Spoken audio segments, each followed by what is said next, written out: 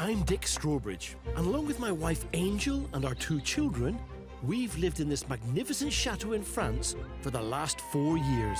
I love you, I love you, I love you. It's not just our home. Right, so canapes. But a business. And it turns out we're not the only Brits who've quit the UK for the chateau life. Never seen you like this. Can't talk. Now, Angel and I are back helping more chateau owners on their journey. The whole of this has to be completely tanked and sealed. We'll work with some familiar faces. Good to see you. Welcome. And meet some who are new to the chateau life. Good work. Oh, you broke it? Yeah. In the hole? Yeah. That's a bit of an issue. As they battle to renovate their homes and make them work as businesses. Oh, our guests are here. There'll be extraordinary discoveries. Wow, wow, wow, wow, wow, wow. And inevitable obstacles. But however hard the going gets, for these plucky Brits, their homes really are their castles. Today, Oh my goodness, Lee. It's not as bad as it looks, believe me, Belinda. at one chateau, its owners race to get ready for a big event. We've got to clear this place out. So, yeah, we've certainly got our work cut out. As they try to start their business off in style. My good lady Mayor, would you like to come and christen our facilities? And as one couple start their chateau adventure, I'm on hand. When we get in here, just grill him. Give him a really hard time, because the bottom line is he wants to sell the chateau. Sure. Yeah. To set them off on the right track. The condition of that, you can just see there's a lot to be done. Yeah. Look at the wood, not the actual view. And we welcome back some chateau owners from last year. Most of our time we just work. Battling to relaunch their business. Oh dear. It's just snapping the bolt off, which sort of makes it all a bit pointless, really. In the middle of a freak summer storm. It's the beauty of being in a valley.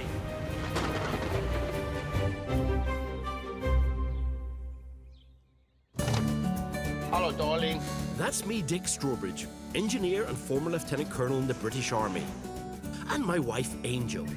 We've spent 4 incredible years renovating our chateau into a home and business. If it doesn't work, we're so in the poop. And across France, more and more Brits are joining us and starting their own journeys. But with chateaux of every shape and size in the French countryside, choosing the right place is a challenge in itself. Meet married couple Elaine and David, who've decided to buy their own dream chateau. He's an engineer and she's an art restorer. You only have one life. To own something spectacular, to have history around you. I think the dream chateau would sit well in its land, hopefully with some turrets. Turrets would be nice. If we find somewhere we really like, I am prepared for Elaine to work really hard on it. I'm not in the market for a ruin. You married me. They've lived together all over the world, but now they're looking to settle down and swap their current Amsterdam flat for something bigger, much bigger. Our small apartment costs more than what you could get a chateau for in France. Mm-hmm. And that's when the ideas started rolling. Right now we have the energy to do it, and it's like, well, if not now, then when? They'll be moving to France with their 2 dogs. Chester and Spencer, they're very naughty and charming. Home for us is where the dogs are. David works in robotics for the space industry and has just started his own company. I work from home for work. I have to build a robot with lasers. Yes, this man builds robots with lasers. And so that needs a bit of room for some equipment, some computers. Let's go. They have a budget of £700,000, so should be able to find the space they need. Knowing what to look for in a chateau is crucial. Angel and I spent 4 years finding ours. This is not too shoddy. It's nice. It's pretty incredible. Elaine and David are starting their search just 5 minutes down the road from us in the Pays de la Loire, so I'm popping over to give them a hand.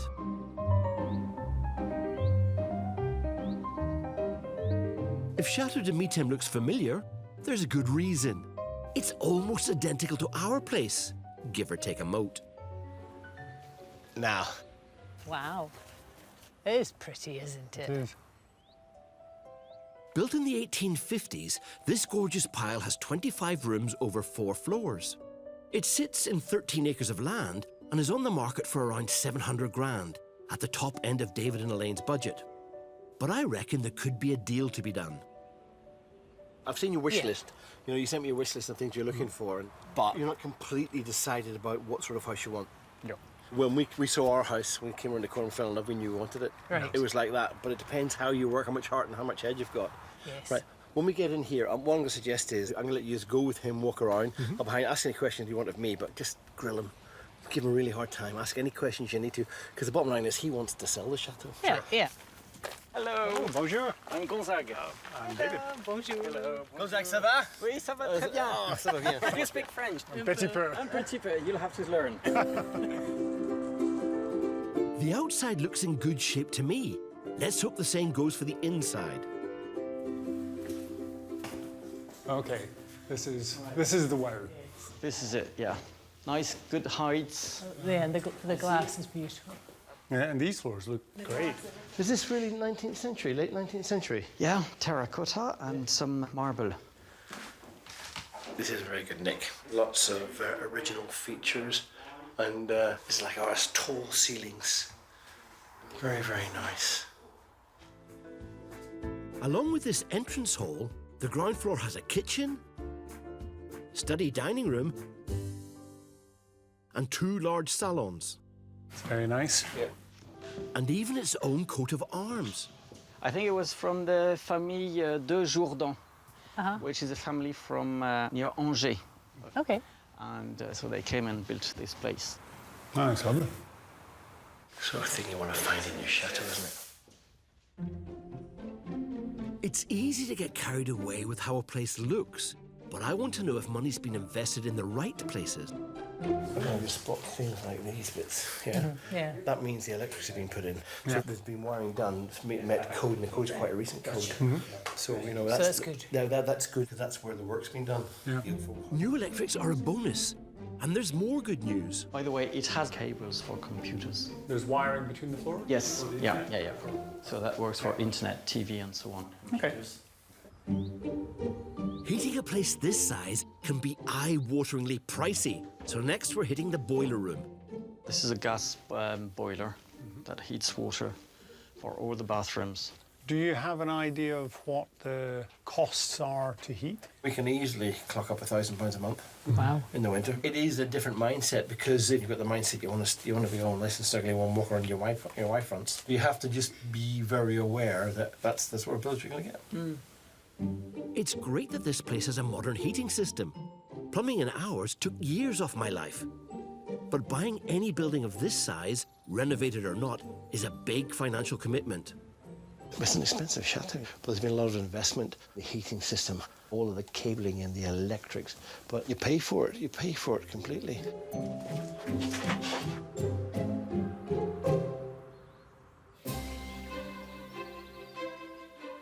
"350 miles south from the Pays de la Loire is a glorious 19th century Chateau Montet. It's home to new parents Tim and his wife Chris, and their 1-year-old boy Owen. Living in a chateau, you feel proud just saying to your friends, people that, you know, that's our house. Sometimes you get lucky, and here we are. Tucked away in the Dordogne and set on 7 acres of land, they bought the 20-room chateau for 380 grand and opened it as a boutique B&B 2 years later. When we first met them last year, they were creating a new family suite to bring in extra cash. But it wasn't easy with a newborn. What's killing me is sleepless nights. It's really heartbreaking because I don't know if we can get everything done in time so that we can support our little family. After 7 weeks of hard work, they got their new suite finished just in time for guests. It's now been a year since the launch of their expanded B&B. The B&B was extremely positive, fully booked, hit all our targets, The problem that we had is that we had so little time to be with Owen. Most of our time, you just work, work, work. Breakfast, then changing rooms, guests departing, guests checking in. You're always there, attending to their needs. And we don't get to enjoy the baby. Hello, Owen. Hello. So to spend more time together as a family, this year Tim and Chris have decided to change how they run the business. So the big thing for us this year is private rental. It's your home for a week, you enjoy it, and we can have a great time being as a family. To free up the chateau for large groups, Tim and Chris are now living in an outbuilding. They've also splashed out on a 30 grand swimming pool. The swimming pool is a new addition. We just had it done this year. It's a necessity if you want to do private rentals, really. Before the chateau can be let out to guests, French law requires them to put a safety fence around the pool. So I've managed to get a very good quality, high-spec security fence and, more importantly, 2 gates, which is brilliant, for basically nothing. A guy that lives locally, he popped this on the internet and wanted rid of it. Like a lot of things, if you go and move it yourself and dismantle it yourself, then you don't really have to pay for it. Tim has roped in friend Paul to give him a hand. But before they even start, there's a problem. I think we're the first village in the Dordogne to go on smart meters. But that means we've got no electricity this morning while they connect it. So we're going to have to kind of do it all with hand tools. So we're going to drill about 30 metres of fences without electricity? Yeah. Right. Right. Off we go. So, with no instructions or power, they set to work. Rather you than me, chaps. We did measure this, didn't we? We did, we did. And can you remember what we decided? Yeah, we decided that we'd forget and make it up on the day. Not only have they not measured up properly, now Tim's second-hand posts are causing mayhem. The problem we've got is that the person that had them before had the posts in the wrong way round. So the issue we've got, all the holes are in the wrong place, and we're going to have to mark and then pre-drill each hole before we put posts in. With the first panel finally in the correct position, next they need to fix the fence posts into the concrete. I feel like that's bending. Oh dear. The bolt has just twisted off and snapped. I'm not entirely sure where the problem is, if the problem is with the bolt and it's just a one-off, or if the problem is bigger, but we'll find out. This is where the instructions would have come in handy. You don't realise how much you need electricity, do you? No. But hopefully that bolt was a one-off. I don't believe this. Nope. If I were you, I'd go for bigger holes or smaller bolts, Tim. For some reason, as we're getting the bolt in, it's just snapping the bolt off, which sort of makes it all a bit pointless, really. It's starting to look like Tim's bargain basement fence won't go up at all. This is 15th century Chateau Mareuil, which South London couple Belinda and Lee bought 3 years ago. Belinda and I went on a weekend break and we had a rather nice lunch and possibly a little bit too much Sauvignon Blanc. And Belinda said, "What's your real ambition?" And I said, "Let's go buy a chateau." And she said, "Right, that's what we're going to do then." Chateau Mareuil has 17 rooms across its 5 buildings, which include a castle keep or donjon, and lies in the Nouvelle-Aquitaine region of France. We walked down this driveway here and it was beautiful in the middle of winter. Just a wonderful moment, I think, when we saw it. And then we went inside and saw the beautiful, spacious rooms, and we could see the potential straight away. Belinda and Lee bought the chateau for £378,000, and so far they've spent £120,000 renovating it into an upmarket holiday let. I mean, in terms of budget, we don't like to think about it anymore. Well, every now and again, I remind Lee about how much money this is all costing, and he tells me to shut up and go away. This year, the chateau's now ready for its first guest bookings to recoup some of the costs. And to get even more guests in, they're turning the donjon into an event space. We will be having musical soirees, musical evenings, art exhibitions, hopefully small theatre productions. To launch their donjon, Tomorrow night they're using it to host a barbecue for local villagers. There's a huge community commune walk in the evening, and they're going to walk around a circuit, and they've asked if they can stop off here and have their evening barbecue, which we said, yeah, that's OK. And, well, you asked how many, didn't you? Well, 100, but I mean, there might be more. I mean, we're very proud that they asked us to hold this event here, and so we want to make it as nice as possible for them. Grand idea, Lee. But right now, the donjon is a long way from being ready for tomorrow's 100 hungry guests. Oh, my goodness, Lee. I know. There's loads to do. Don't let that put you off, right? Ignore all this rubbish. This will all go. OK, all right. Ugh, everything's so dirty. It's not as bad as it looks, believe me, Belinda. Loving your enthusiasm, Lee. Ooh, look at that. Oh. I've never seen that open before. Yeah, it's just held in with a chisel. Lovely.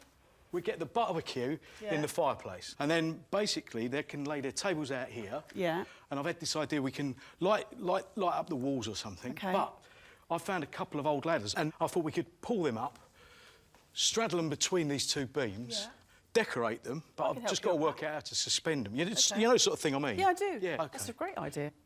Oh, gosh, there's so much to do, though. I know, I bet what are you you're going to do with cracking. this? Oh, I never even saw that. Oh, Lee. Don't get down about it. OK, all right. It'll get done. We'll get it done. With so much to do, Lee uses Chateau helper Tony to assist. But the scale of the task is just starting to sink in. We've got to clear this place out. We've got to put a barbecue somewhere, put tables and chairs up. So, yeah, we've certainly got our work cut out.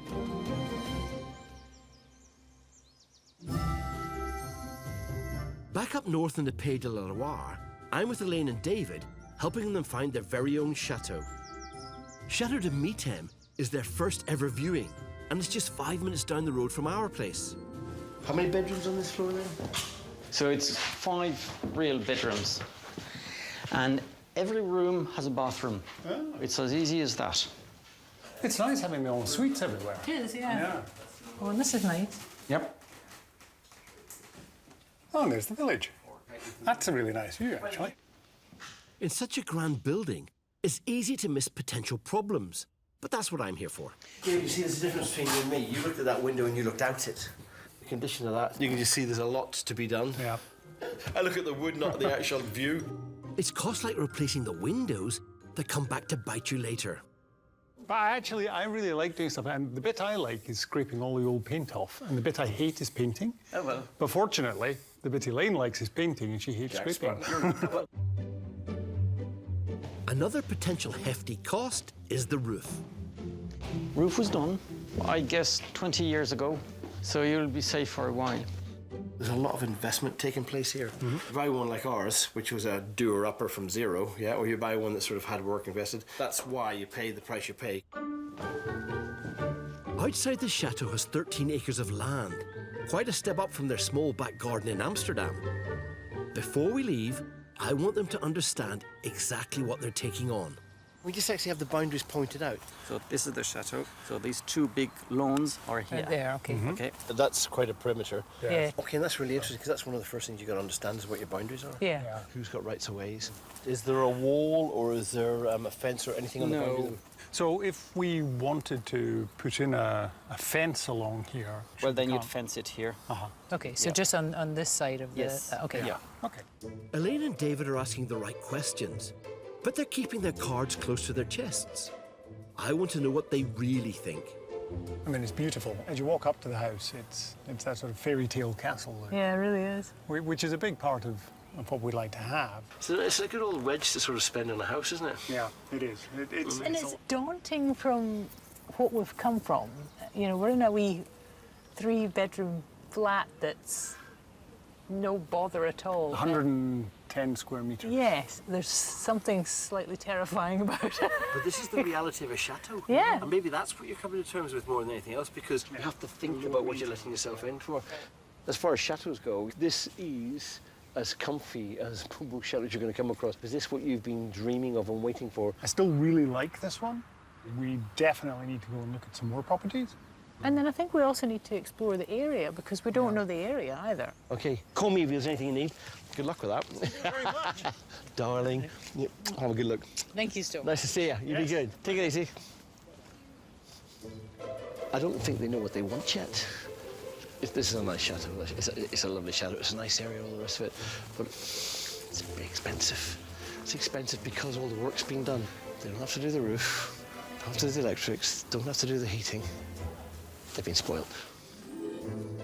With so much to take in, I think Dave and Elaine are right to weigh up whether it's a renovation or ready to move into home they want. I wish them luck, because from now, they're on their own. In the Dordogne at Chateau Montet, new parents Tim and Chris are relaunching their chateau, changing it from a B&B to letting the whole place out for weekly holiday rentals.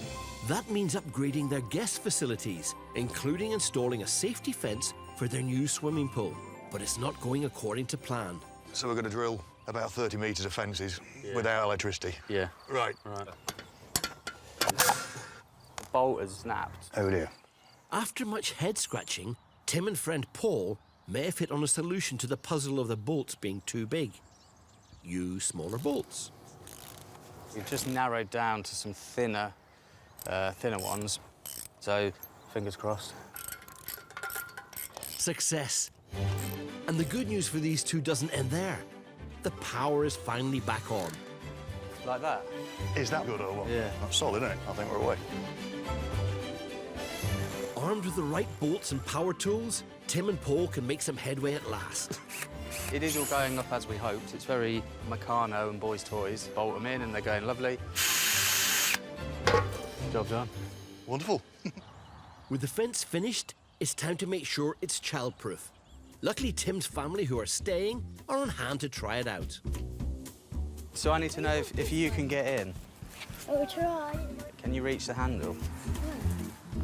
I think it works. Yeah. Do you want me to help you?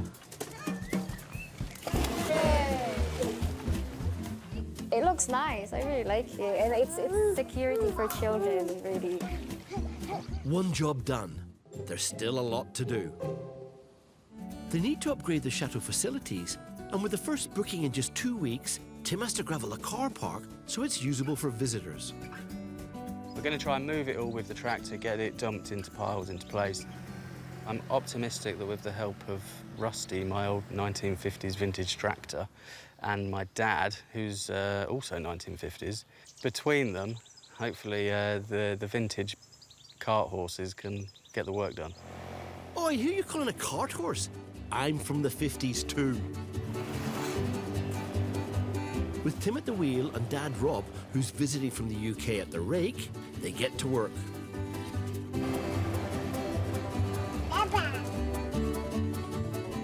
But after a promising start, the midday sun has got the better of Rob and Rusty. My tractor's packed up on me. Yeah, bit of an inconvenience. As an engineer, I love vintage machines, but they can be temperamental. Luckily, this isn't Tim's first rodeo.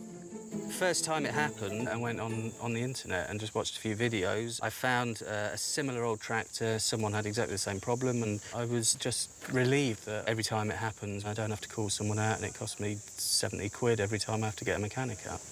A little bit of knowledge goes a long way. So this one's jammed.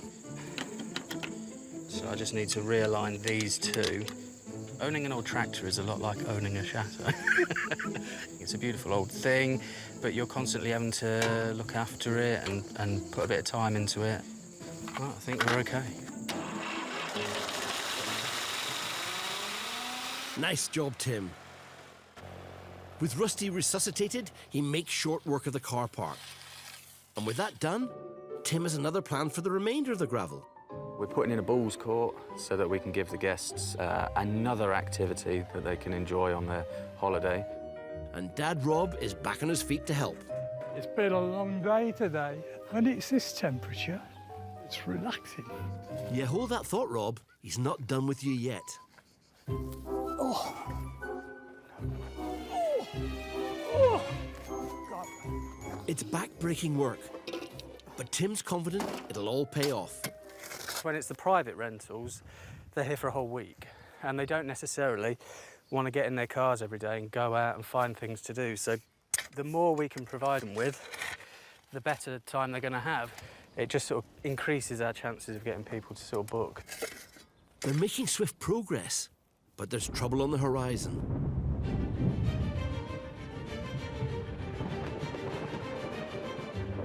There's the beauty of being in a valley. You do get... Can I just go and help him with that? With the clock ticking until their first guests arrive, every hour lost is a setback. But it looks like the Bull's Court will just have to wait. At Chateau Morroy in the Nouvelle Aquitaine, where the sun is shining, South Londoners Belinda and Lee also have a deadline. They're preparing a barbecue for 100 hungry walkers from the local village tomorrow night. What are you going to do with this? Oh, I never even saw that. Oh, Lee. They plan to use the donjon as the venue, but they need to clear it out and tidy the space first. It's not as bad as it looks, believe me, Belinda. They've barely begun before the local villagers arrive with the tables and chairs. A day early. Antoine, comment ça va? Bonjour. Bonjour. Et tous les hommes, avec les chaises et les bancs. Voilà. They're not going to give up the chance to rope in a few people, so they persuade the villagers to help hang the old ladders from the rafters. We was going to do it ourselves, but they've turned up early with the chairs, so we've done a kind of swap. We're going to put the chairs and tables out for them tomorrow, and then they're doing this for us today, so that gives us a head start tomorrow, so it's worked out quite well, really. Lee, an architectural lighting designer for almost 30 years, plans to rig lights from the ladders. 100 lower. 10 cm, il faut. 10 cm. Non, montez. Montez. No, 10. Oui, 10. What's French for to me, to you? This side, up. Bon. Champion. Yes. I do love a bit of engineering teamwork. What's really fabulous about this is the cooperation and coordination of a community working for a community event. And this is a good example of French-English relations working really well together. This could be a magical place. Magical. Really pleased with this. It might look like two old ladders hanging on some rope, but this is just the first step of Lee's master plan. I've been fortunate enough to borrow some light fittings from a friend of mine. I want to graze light up the walls to make it a warmer environment because there's going to be food in here. I'm quite favouring a magenta. The 650-year-old donjon is the oldest building at Chateau Morroy. There's a lot of history in these walls. I'm going to be interested in the reaction that people have to this. I mean, this building, it's lived its life as a watchtower, as a barn, and also just empty and neglected. This is actually breathing life back into this building. It's saying there are people using it, and look how beautiful this is.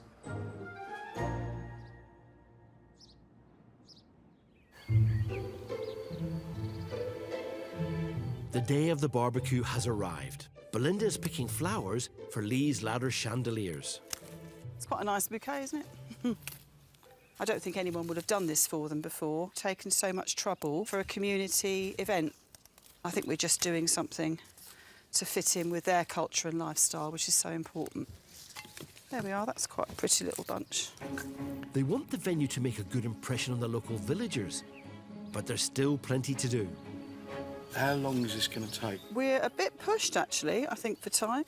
Oh, right, OK, speed up a bit. I'll grab some vines, some of the vines I've cut down. Using foliage from your garden is a great way to save money and something Angel does all the time. Right, you go up one side, I go up the other. Pull some of this through. Let's just have a look, because it's meant to be seen from below. Well, I think I better get the boss over to have a look. Wise move, Lee. Have a look at this. I've put some vines up there. Oh, that's pretty. Does the lighting look OK from underneath? Yeah, it does, actually. Yeah, it's pretty. There's just one last detail to finalise. You know that mauve lighting that we were looking at? Well, it doesn't get dark here until about 10. And I think that might be too subtle. So what sort of colour? Not red? Yeah, I was thinking red. No, I don't think the red's nice. What? It's too bright. It's too garish. If we have something too subtle, it won't be seen. Well, you better make your decision soon, guys. The donjon's still not quite ready, and your hungry guests will be here soon.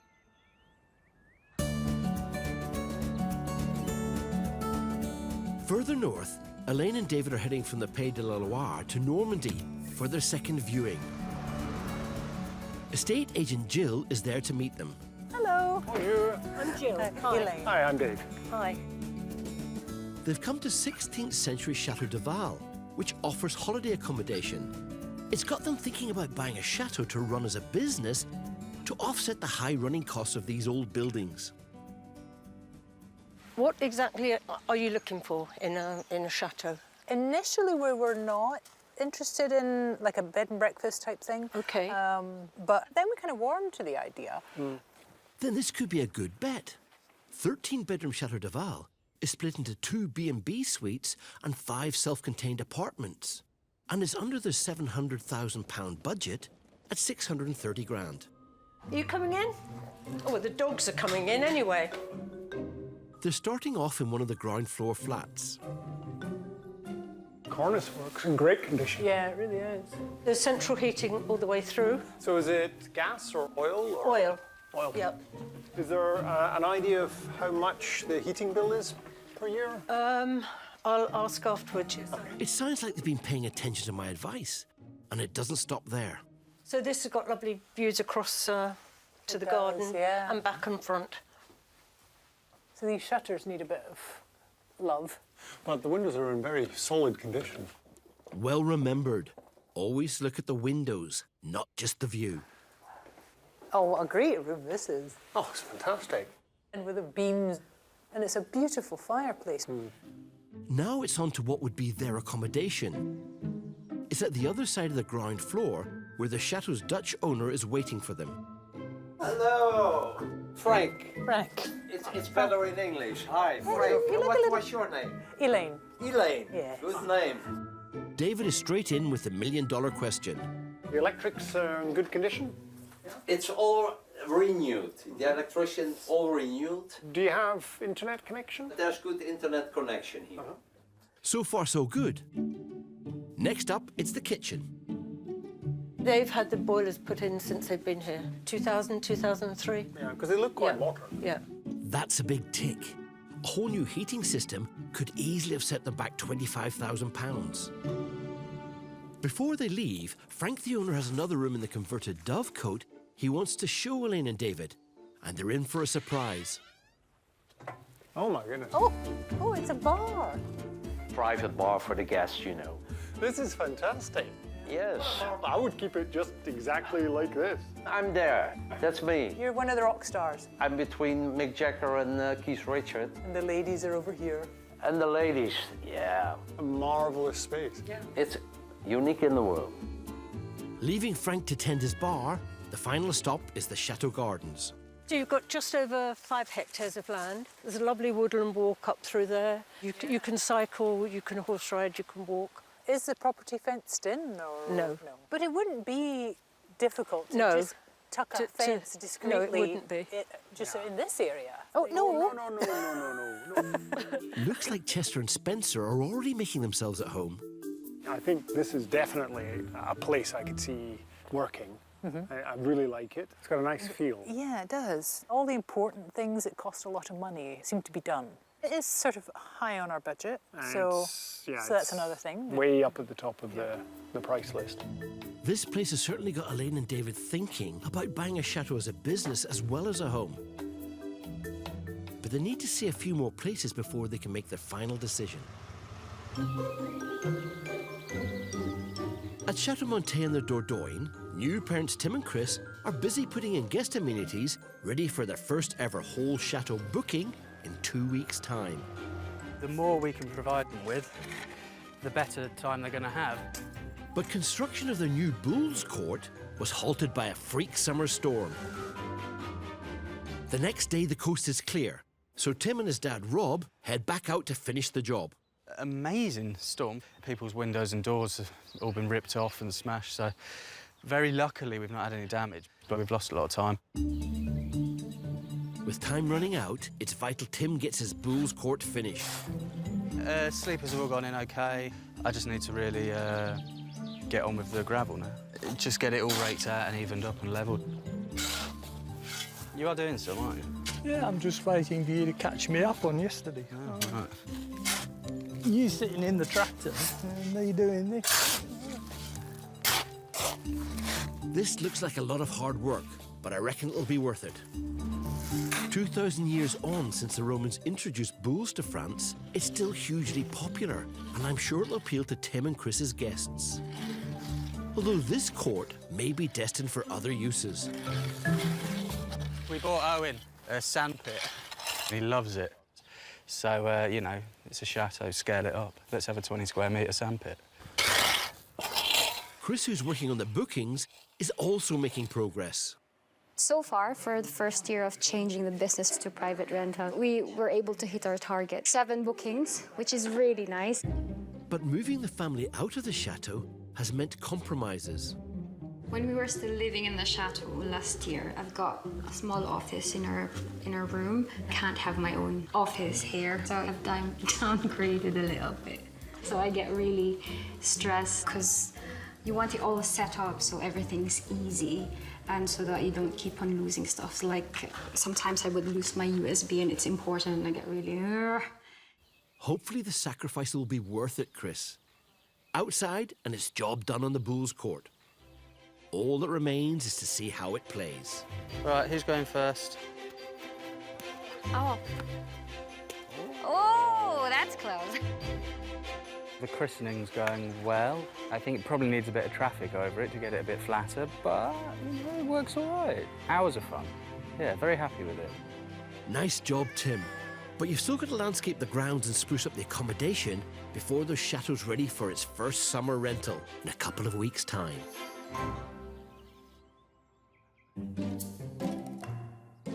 A bit further north on Chateau Maroy, Belinda and Lee are turning their donjon into an event space for their new holiday let business. Is that too low? Well, it's slightly skew-whiff as far as I'm concerned.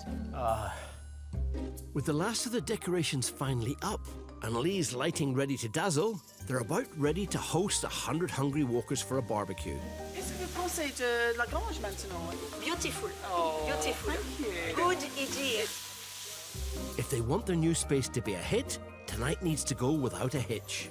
Cooks from the local village are whipping up the grub, and there are a few regional specialities on the menu. Haricot blanc, white beans, pork chops, and... Les quennes. Quennes.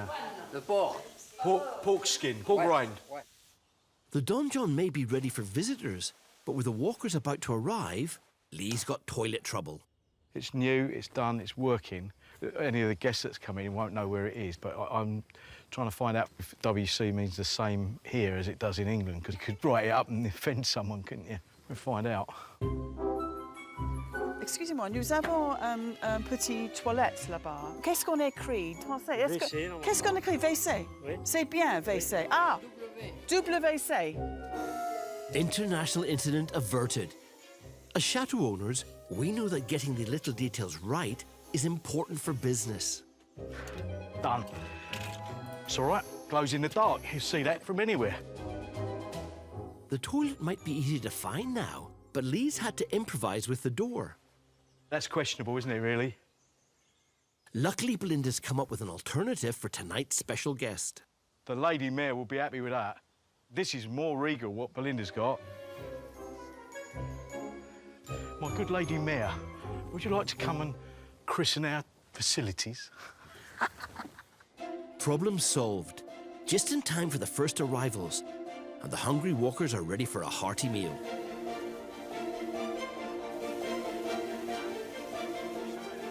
Everybody has been saying that the venue is a knockout. They love the space, they love the coloured lights.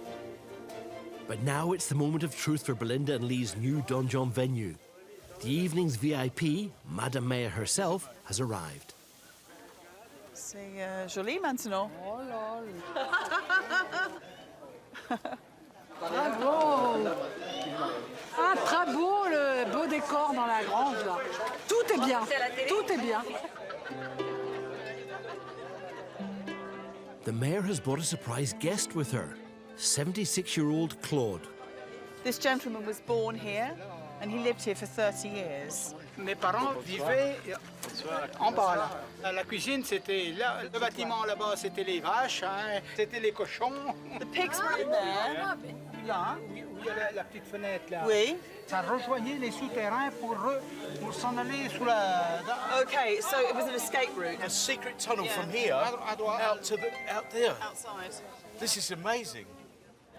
To actually be able to access his memories of the place and what it was, and now look at what we're doing with it.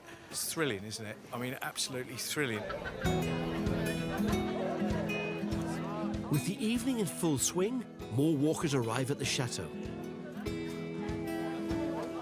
Est-ce que vous passez une bonne soirée ici? Très bien. Vous aimez la grange là-dedans? Oui, les lumières et les couleurs et les fleurs et tout ça. Très bien. I think it's been really great on so many levels. Belinda's made loads of new acquaintances, which we can build on. I think we were going to be asked if we could do this again next year, which is a sign of real success in the community, which is exactly what we wanted. On a passé une soirée magnifique, les gens sont contents, ravis. J'espère qu'ils vont faire venir plein de gens avec eux.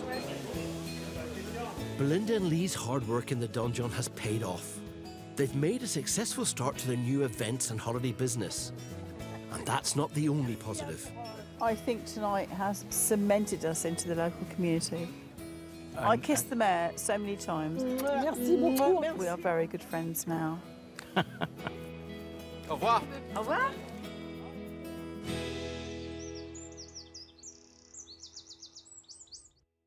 Next time, preparations for Lee and Belinda's first ever guests push them to breaking point. I'm really stressed, actually, yeah. So, For Tim and Chris, things get heated under the French summer sun. Put it in the hole, just put it in the hole, please. Temper.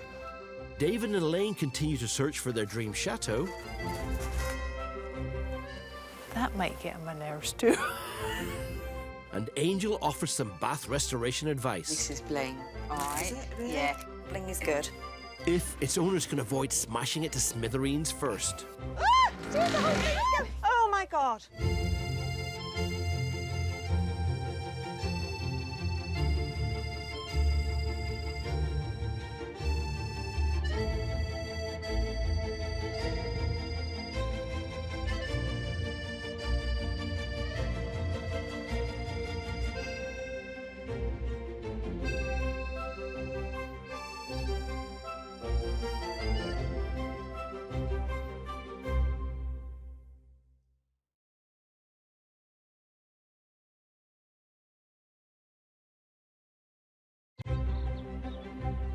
I'm Dick Strawbridge, and along with my wife Angel and our 2 children, we spent the last 4 years turning an abandoned chateau into our dream home.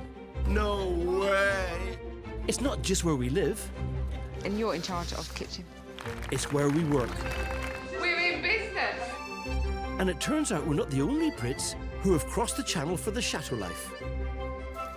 Dinner time! Now Angel and I are back, guiding more owners on their chateau adventure. How big's your pot of gold? Not big enough, I'm afraid. If you stand from where I'm standing, I think it looks quite lovely.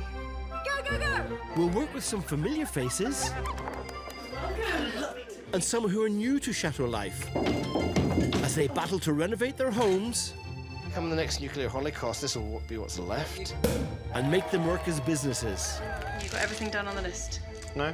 Ta-da! There'll be ups and downs. This glass breaks, there's going to be more euros in my swear jar.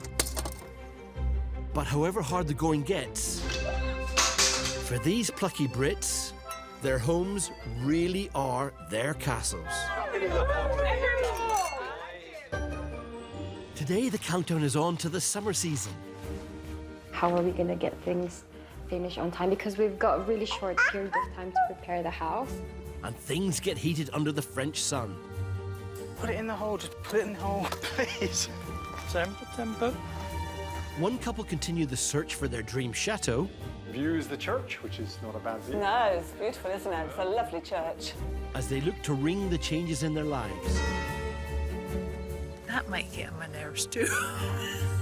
Preparations for one chateau's first ever guests. Hang pictures, hang lights, long candles. Oh, I've got to do the candles. Push the owners to breaking point. I'm really stressed, actually, yeah. So, And Angel offers some bath restoration advice. This is bling. Is it really? Yeah. Bling is good. If its owners can avoid smashing it to smithereens first. Things go. Oh my gosh.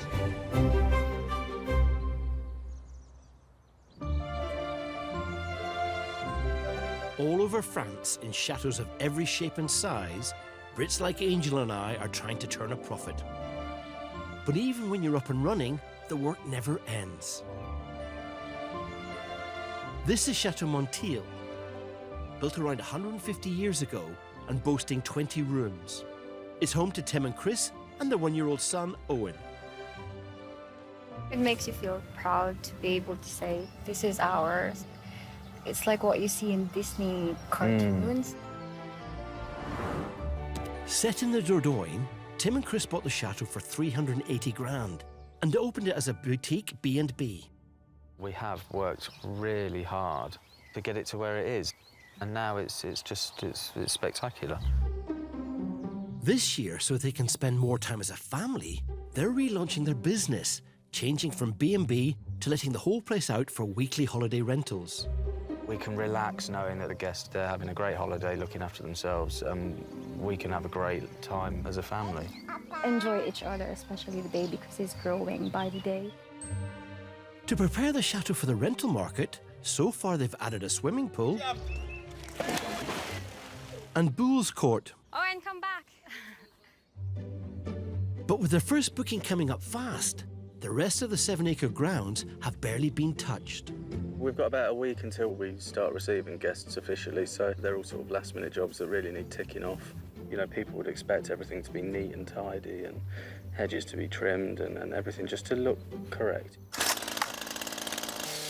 While the gardener gets stuck into the laurel hedge, Tim's not resting on his. Meh. He's turning his attention to the chateau's 25-strong herd of Cameroon sheep.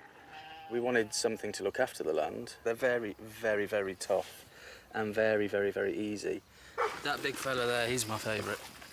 He's so friendly. The chickens ride around on him, he's so docile. The kids feed him, the guests all love him. The guests may love them, but that doesn't mean they want to share the swimming pool with one. So we've got a fence that separates the sheep field from the chateau terrace and everything. The sheep have had a bit of an exciting winter. They've been pushing the wire down and climbing in, and we keep on having to come out and round them up and send them back home. So if we can put a new fence in, kind of move it further away from the pool so that we don't have to worry about the sheep escaping. But it's not just the sheep keeping Tim and Chris busy. What do you want, Owen? Mama, we need to clean the house. It's quite difficult to finish things because it requires a lot of my attention.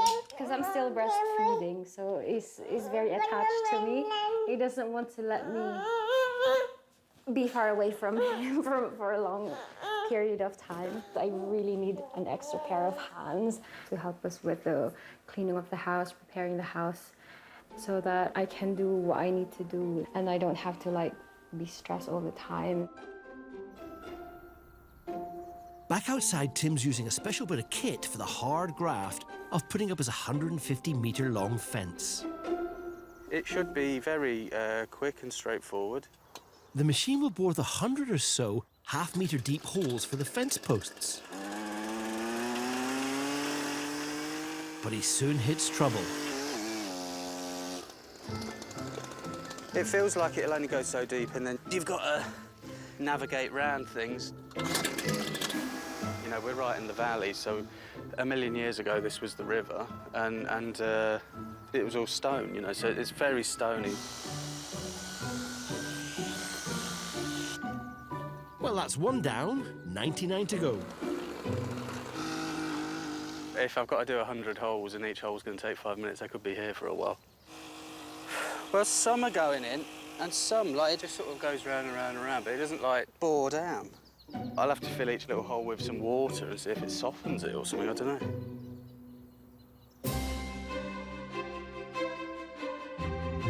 Just 50 miles to the southwest is gorgeous 19th century Chateau Kayak. It's home to outdoor enthusiasts Angela and Steve. I think everybody we spoke to thought we were crazy to buy a chateau. You know it's masses of work. You know it's going to be a money pit, but it's an adventure. Located in Nouvelle-Aquitaine on the bank of the River Lot, Steve and Angela bought the 20-room chateau for £800,000 in 2004 and sold their home in the UK. We're very, very lucky that you can either have a chateau in France or you could have a one-bedroom house in London. A flat in London, yeah. And we chose the chateau. And we chose a chateau.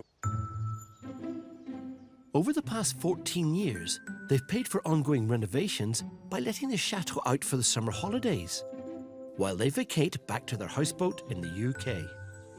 Our boat would fit inside our kitchen here, literally. Another reason for our friends to think that we're crazy. Yeah. Angela and Steve have 5 years left on their mortgage and are in the final push to be debt-free. I suppose our objective is to move into doing weddings here.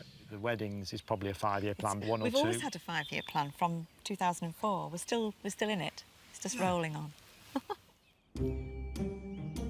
To kickstart the latest plan, Angela and Steve are refurbishing one of the bedrooms. We're going to make a new honeymoon suite in one of the existing rooms and putting in a cast iron bath in there. Guests are coming to stay in the room in just a few weeks, so they need to get busy. Okay. We've got a screen to take down and we've got an old bath to dismantle and get out as well. How are we getting this out then? If we get the skirting off, we might be able to see how it's connected to the floor. Right, let's do that then. Ding, ding, ding. So that isn't too bad, is it? Oh, it is. It's just coming out. Yay! There we go. Woo! So far, so good. But getting the new 150-kilogram cast iron bath in is going to be tricky. Luckily, Steve has a cunning plan. Steve has come up with this idea of trying to get it in through the window using our cherry picker. Really? Tell me more. You really can't have a chateau without a cherry picker. Oh, that's what Steve's told me anyway. I wish you'd have a word with Angel. I've always wanted one of these. Can't wait to see how he intends to do this. He knows what he's doing. He should do anyway. I hope so. That's what he tells me. I'm going to try and remember how to use this now. Are you ready? OK. I'm going to go up, OK. This could all end in tears. Hang on, get that bottom on. That's it. Hey. Old bath out, now to get the new bath in. I've lugged enough of these things around to know they weigh a ton. We're trying to work out how to actually attach the bath to the cherry picker and be able to manoeuvre it, get it in the room. It's a dilemma. I think I'm a little bit unhappy about strapping that bath underneath this and lifting it up. I think there's too much risk in doing that it could slide out. It's not going to get done just sitting talking about it. The bath cost almost £2,000, so if Steve's plan goes south, this could be a very pricey mistake. We knew it wasn't going to be simple or straightforward. Nothing ever is. Who said we needed a cast iron bath in that room? Please work. She's Please not work. That doesn't look very stable at all. It's really... Steve, the whole thing's going... Oh, my God. This is 15th century Chateau Moreuil, which South Londoners Belinda and Lee bought 3 years ago for £378,000. Lee always had an ambition to own a chateau. And she said, right, that's what we're going to do then. Yep. And she held me to it. This was one of the first ones we saw. For me, it's got a fairy tale-like quality to it. It's small but perfectly formed. The chateau lies in the Nouvelle-Aquitaine region of France and has 5 buildings in its grounds, including a castle keep and a small cottage that Belinda and Lee now call home. When we first decided to come to France, Our dream and ambition was to be able to spend some of our time here and some of our time in England. But the place is so attractive and so relaxing, we've ended up spending a little bit more of our time each year. Every year. Until now, we're in a situation where we spend nearly all of our time here. Having spent around £120,000 renovating the main chateau as a luxury holiday let and adding a swimming pool, this year they're welcoming their first ever guests. We feel very fortunate in that we do have a 2-week booking this summer in peak holiday season. We didn't expect to get any bookings this year. So we're very happy that one family have taken a bit of a shot in the dark and have booked 2 weeks with us this August. Their guests are due in a few weeks, but chateau preparations are way behind schedule. So we've been back to the UK for a month and we were expecting a second grandchild. And the grandchild, a little boy called Max, arrived 2 weeks late. So, yeah, so we've had a crazy time. And also our house in the UK is now rented and we had literally, I think, 9 days' notice to get it totally cleared, the contents of our house. Most of it's come down to France. We just arrived back here to a pile of chaos, really. If that wasn't enough, while they were away, the Chateau vegetable garden had a visit from some curious locals. So we had an email from a neighbour, just to let you know that some cows have basically trampled all over your garden. I was almost in tears when I heard it. In our advertising, we do mention that guests are free to help themselves to the vegetable garden. So I'm hoping there's something for them to help themselves too.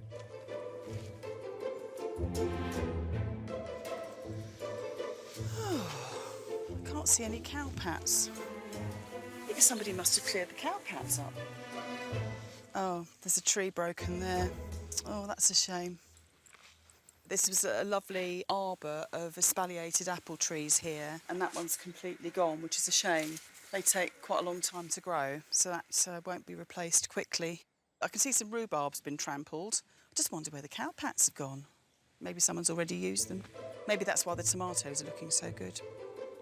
I'm just really glad that they didn't get into the pool, because that would have been really horrible and, you know, potentially fatal, really, for cows. Apparently, I'm told you need a crane to get a cow out of a pool. Garden checked, Belinda and Lee can press on with tidying the main chateau in time for the paying guests. There's a lot of stuff in there I've completely forgotten we had. It's a huge, daunting task, actually. Lee and I have got to thoroughly clean all the rooms in here, hang pictures, curtains, make beds. We've got to place ornaments in the right places. Thankfully, Lee has some family friends to assist with the heavy lifting. I've been very lucky to have some help with me, because I would actually imagine doing this on my own, and I don't think I could have done it. The sun's picking up now, and I'm feeling rather hot. In the kitchen, Belinda's also feeling the heat. Goodness me. I don't even know where that came from. I don't even think that's mine. I've not been in this kitchen for several months. There is a huge amount to do because I've got to make this kitchen ready for our visitors. It's a bit greasy and dirty and, yeah, there'll be some throwing away done here. 1 beer glass and 2 odd glasses. Oh, goodness me, look, I've only got 3 mugs. That's no good, is it? We can have 8 people in here, so I need to make sure I've got 8 of everything, and it's not looking like that at all. There's a television randomly on the table. And I've got all this rubbish here to sort out as well.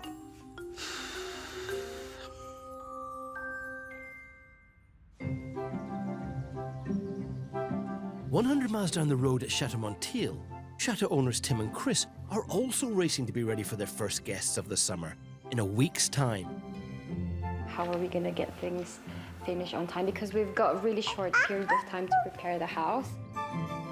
Today, Tim's trying to put up a new fence to keep his sheep away from the chateau. But the sun-baked ground is causing problems. It just sort of goes round and round and round, but it doesn't, like, bore down. I'll have to fill a little hole with some water and see if it softens it or something, I don't know. Time to call in the cavalry, and it's Dad Rob to the reluctant rescue. So I don't do this very often. Usually, my experience is lying at the pool and having a drink. Very good at that. Brilliant, I'll try that. Hopefully Tim's plan has done the trick.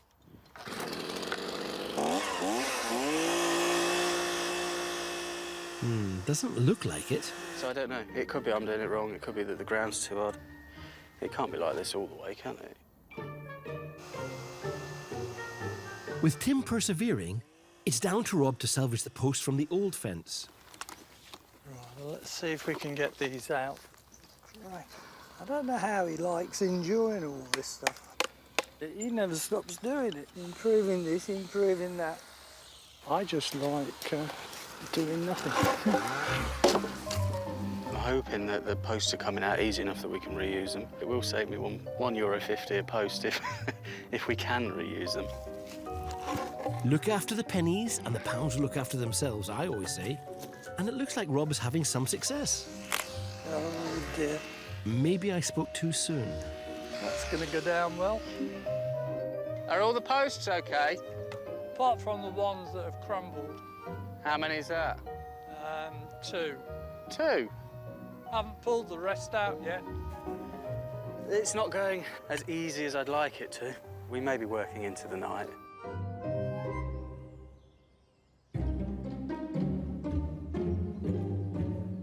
A Chateau kayak on the banks of the River Lot, longtime Chateau owners Angela and Steve are refurbishing one of their bedrooms as a honeymoon suite.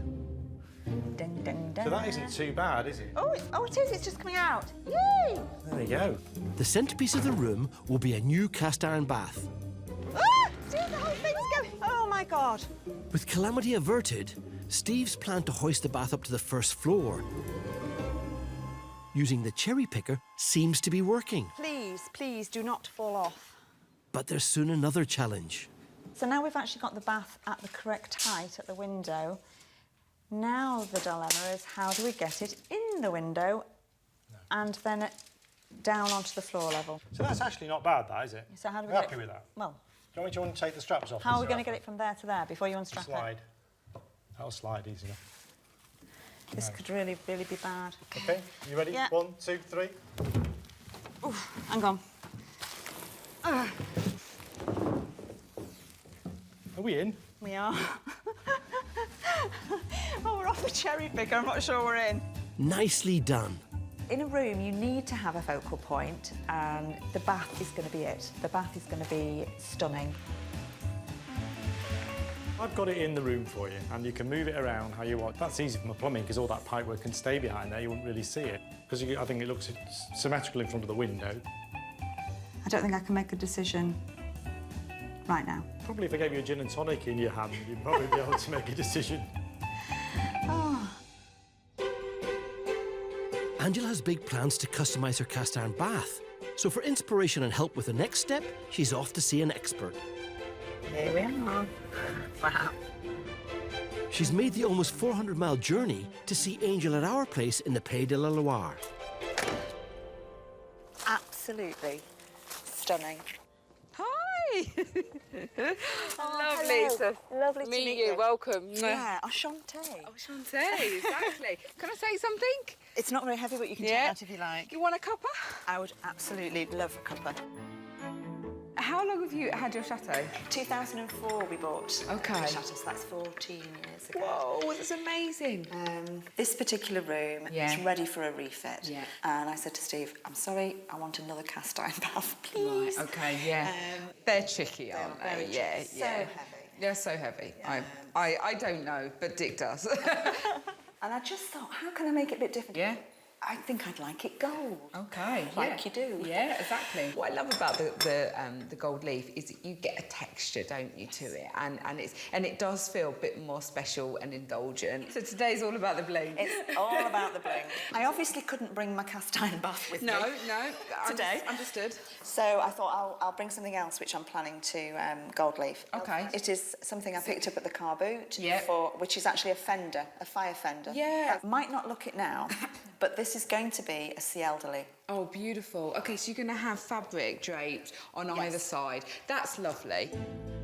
A ciel de lit is a curtained canopy often placed above a bed, perfect for a bit of honeymoon suite luxury. Right, want to come up to my workroom? Love to. Yeah. Lovely. Here's the gold, and I also bought rose gold.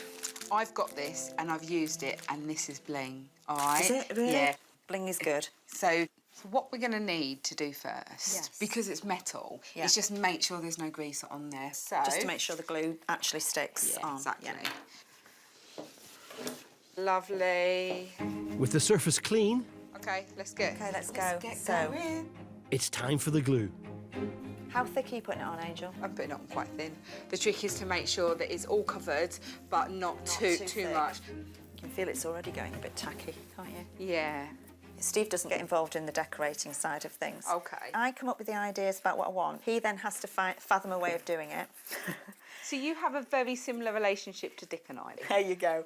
I do, and he does. He rolls his eyes at me, thinking, "What on earth is going on here?" Dick's first answer to everything is no, and then always later he's decided that it was his idea. That's a husband's prerogative. Scottish couple David, an engineer, and art restorer Elaine are right at the beginning of their chateau adventure. They're looking to swap their city flat for their very own French castle. Our small apartment costs more than what you could get a chateau for in France. And that's when the ideas started rolling. Like, yes, you could get something spectacular, live in a bit of history. And they don't make houses like they used to. I know it's a tired old phrase, but it's absolutely true. I joined them on their first viewing. There's a lot of investment taking place here. That's why you pay the price you pay. They have £700,000 to spend, but were nervous about paying top whack for a fully renovated place. There's something slightly terrifying about it. But this is the reality of a chateau. Yeah. And maybe that's what you're coming to terms with. David and Elaine then saw an up-and-running chateau holiday business. Oh, a great room this is. It's got a nice feel. Yeah, it does. It is sort of high on our budget. Yes, way up at the top of the price list. Keen to view a chateau that's not going to break the bank, Dave and Elaine have come to Gouvix in Normandy for their next viewing. Well, that's lovely. This place offers something very different.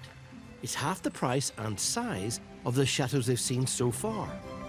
It's fantastic. Oh, I love the roof. Over to the estate agent. Hi, I'm Deborah. Hi, Elaine. Nice to meet you. I am Dave. 17th century Le Prieuré à Gouvix is an ex-priory next door to the parish church. On for 350 grand, and with just 12 main rooms and 2 acres of land, it's pretty bijou by chateau standards. Sometimes the size of them is a bit scary, so... Absolutely. When I saw this, and it's a little bit smaller... More manageable. Yes, exactly. They're starting off downstairs in the dining room. Oh, and there's parquet flooring over there, and that looks in good condition. A little bit of stained glass in the corners is a nice little highlight. Yeah, then the original glass as well, you can see the ripple in it. Yes. It's nice. Yes. Yeah. So Dick gave us some advice that you never look at the view, always look at the window frame, because that's what you're going to have to fix. Yeah. Wise words, even if I do say so myself. Has there been water damage along that wall? Because I see some flaking plaster and staining. No, there's no water damage. It's just, well, it's an old property, part of the character. There's the church bells. Yes, there we That's are, nice. every hour. Also part of the character. Come on. This is a lovely sitting room. It's nice and cosy. The nice thing is all of the doors I've seen, they don't seem to be rotted, or if there is rot, it's very, very minor. Yeah, no, these are fine. They just need a bit of sanding down, painting. I kind of enjoy that work. Well, there we go. Elaine's favourite tool is an angle grinder fitted with a sanding disc. Very handy. Romance. Yes, romance, yes. Okay. Upstairs, there are 8 bedrooms, all en suite. Oh, I love the fireplace there. Yeah, it's beautiful, isn't it? Oh, that is lovely. Yes, and the view is the church, which is not a bad view. No, it's beautiful, isn't it? It's a lovely church. Well, let me have a look at the window frames again. Yes. I like it so far, but there is a piece of me that says, no, go get the big chateau, the thing that needs rescuing, because that's the romance. So I have to sort of balance between the romance, which I'd really like, and then maybe the good house to live with, you know? It feels damp. So I'm not sure. that might get on my nerves too.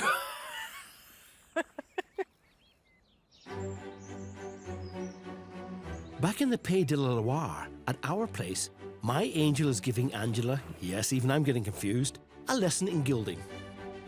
I've got this and I've used it, and this is bling. Bling is good. Angela plans to cover the outside of a cast iron bath in gold back at her own chateau. But as it weighs a ton, she's brought along a fire fender that she wants to gold leaf to practice on. The trick is to make sure that it's all covered, but not too thick. much. The glue needs to be almost dry before you can start gilding. So there's an excuse to take a cheeky look at some of our baths. So this is my €100 cast iron bath. This was incredibly damaged. And then what? How do you put that on? I sprayed it. So this was the specific spray with the like stone texture in it. It just covered over all the imperfections. It's fabulous. I love the finish on it. It's just gorgeous. Now I know that you're going to love this bath, but all I did was buy it. It was the last suite, and I was just like, Dick, I've done up 3 baths. Yes. Buy me a new one. Buy me a real bath that is a copper bath, and hey presto. Love it. Time to get back to the gilding. So what do we do? Right, I'll take this bit. Okay. Take one as well. Yeah. Handle it by the sort of the paper underneath. Okay, so when we pick it up, we have not got far to go. It's so delicate. Do you have to aim to get it on flat, Angel? Because I've just completely made a mess of that now. It really doesn't matter, because see, like little bits here, you can just literally go over with them. Can you just see that bit that I just patched at? Yeah. See, Can just... I patch with a bit of yours then? Yeah, patch with a bit of mine. Yeah, and here. Ooh, I like it. It's actually coming on quite lovely. A bit of copper bling. Imitation gold leaf is a cost-effective way to give a real look of luxury. Made of copper, brass, zinc and aluminium, each sheet costs less than £1. So this fender comes in at about £6. It's looking gorgeous. It is. Well done. Thank you. It's not hard, was it? It's No, just not at doing all. it. It's easy when you know how. And now Angela has the skills, she should have no problem going it alone. It's been an absolute pleasure meeting Angel. I've just got quite a bit of homework to do now to finish it. Best of luck with everything. Thank you so much. Lots and lots to do, and I shall be taking lots of pictures and sending them to Angel and see if she gives me approval or not.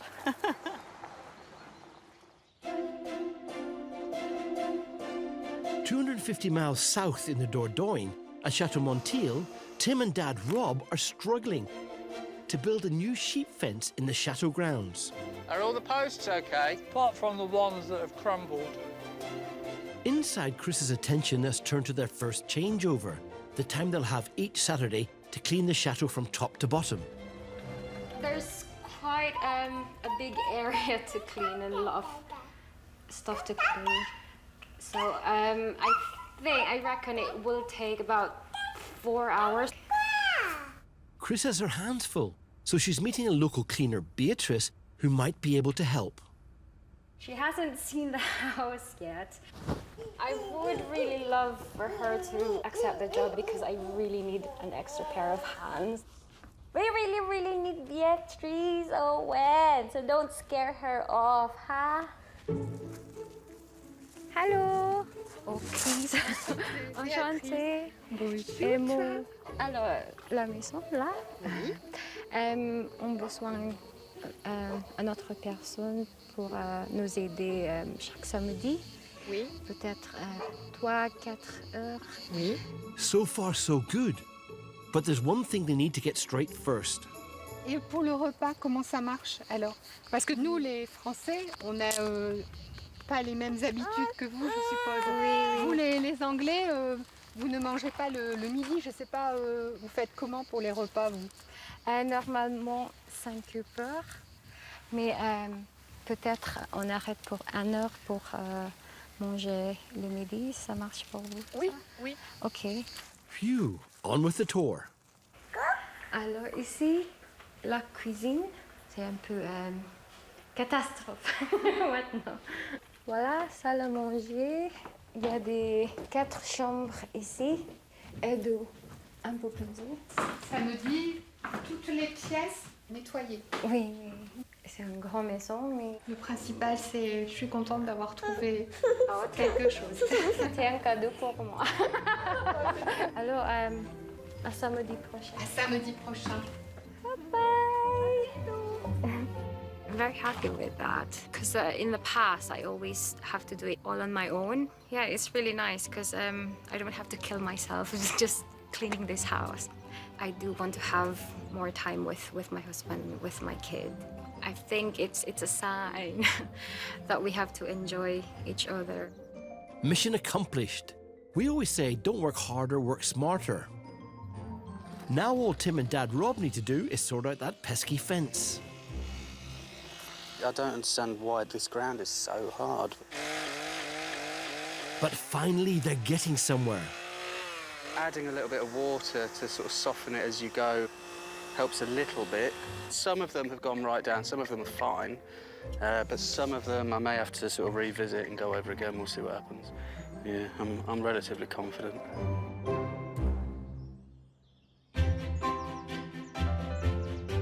At Chateau Maroy in Nouvelle-Aquitaine, South Londoners Belinda and Lee are also rushing to tidy their chateau for their first booking. Hang pictures, hang lights, utility room, make the bed up while we're waiting for I'm waiting for the duvet. Clean toilets. So that's that. And then if you define that list down to smaller lists, tablecloths, long candles. Oh, I've got to do the candles. Staircase. Yeah. Belinda's next task is clearing out the salon. Oh, my goodness me. Books and all sorts in here. Broken pens. What's this lot? Oh, there's more glasses. It feels a bit like Groundhog Day. I feel like I'm going round and round and round. You start doing something, and then if you don't do something else somewhere else, you can't complete what you need to do. We worked so hard for this, so we just want it to be perfect. It's like wading through treacle. Yeah, I'm really stressed, actually, yeah, so we'll get there.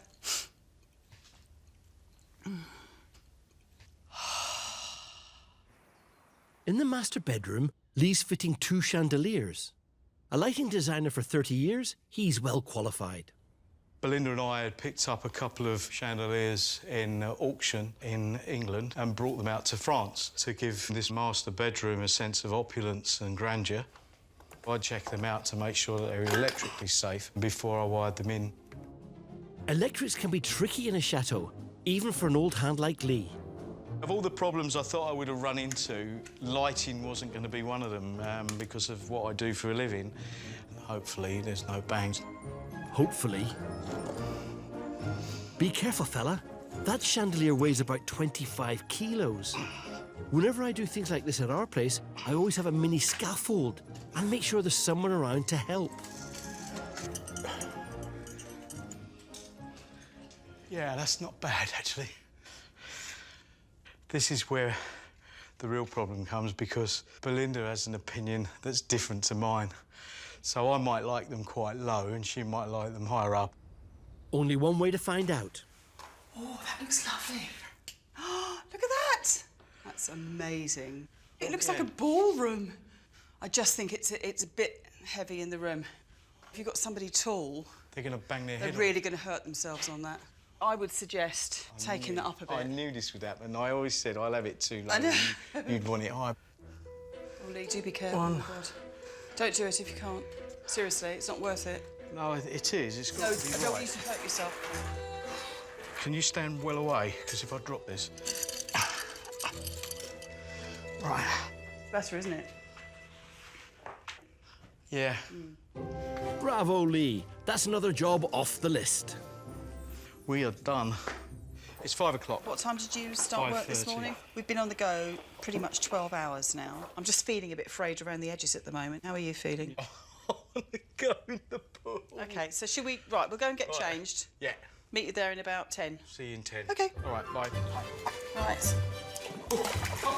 Sometimes you need to know when to call it a day.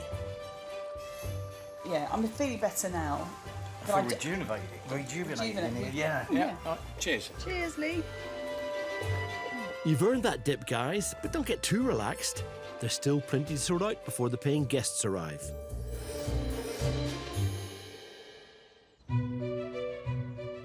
At Chateau Montiel in the Dordogne, Tim is trying to put up a new sheep fence ready for their first ever whole chateau booking in 1 week's time. This ground is so hard.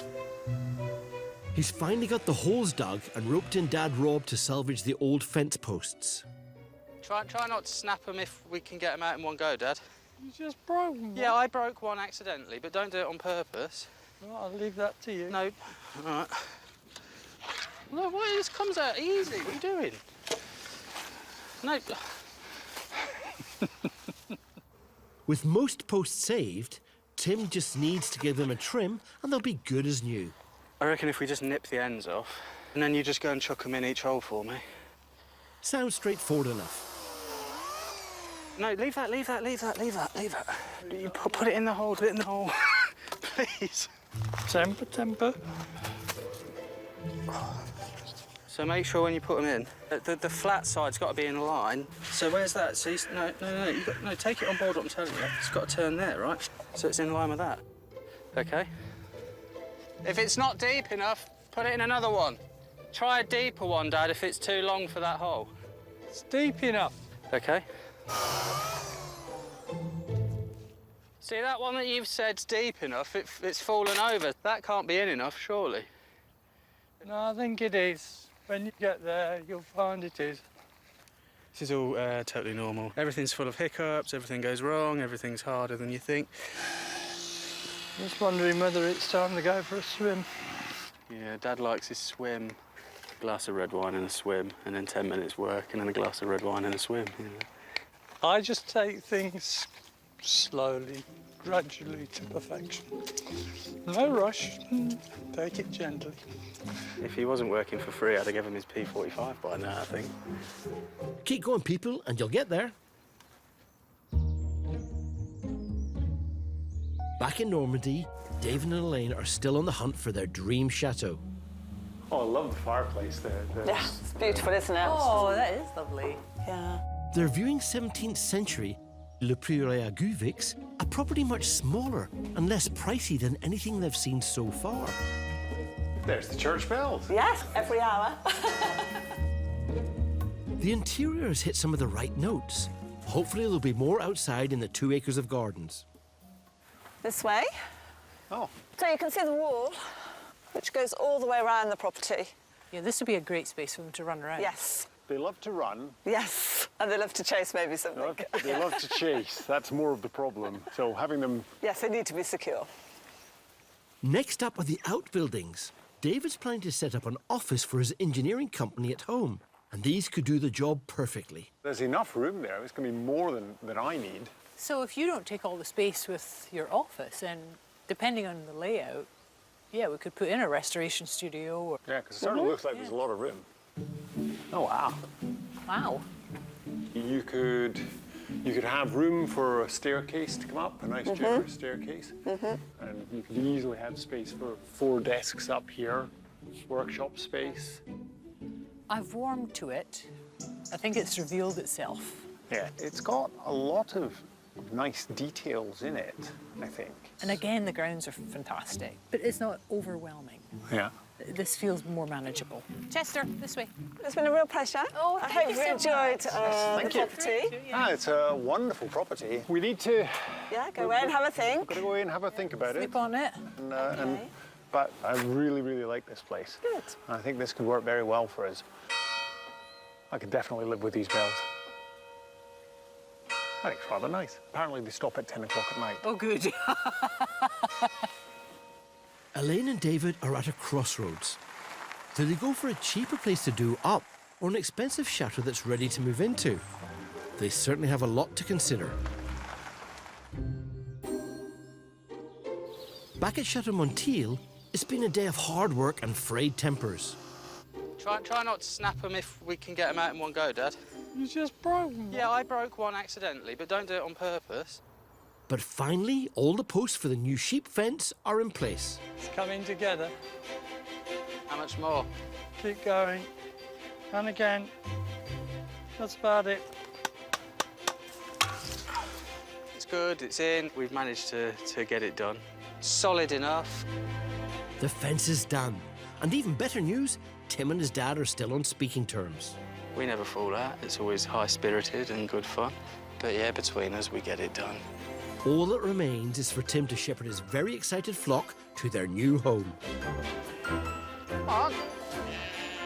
With the ground sorted, there's now just a week until the relaunch of the Chateau business, and stakes couldn't be higher for Tim and Chris. This is our income, this is our way of life, this pays our bills. This year needs to really work for us. I think it's got to be a success. Because our little family's dependent on this. Next time in the Dordogne, it's changeover day. One bed done. As Tim and Chris are pushed to the limit. I've got 12 more to go. Belinda makes a trip to our place. Wow, look at this. With furniture in need of the angel touch. Oh my goodness me. The Chateau search continues for David and Elaine. Yes. Bonjour, monsieur. Parlez-vous anglais? And as they race to get their honeymoon suite ready... I think it's got to go that way. Look at me. You mean that end that way, or do you mean that? You're This not even way. looking at me now? Love is definitely not in the air for Steve and Angela.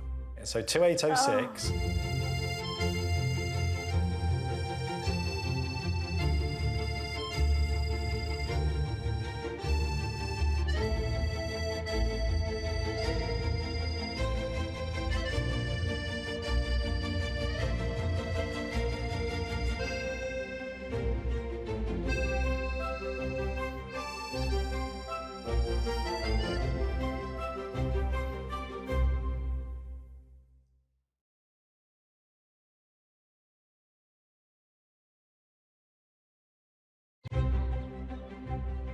I'm Dick Strawbridge, and along with my wife Angel and our 2 children, we've lived in this magnificent chateau in France for the last 4 years.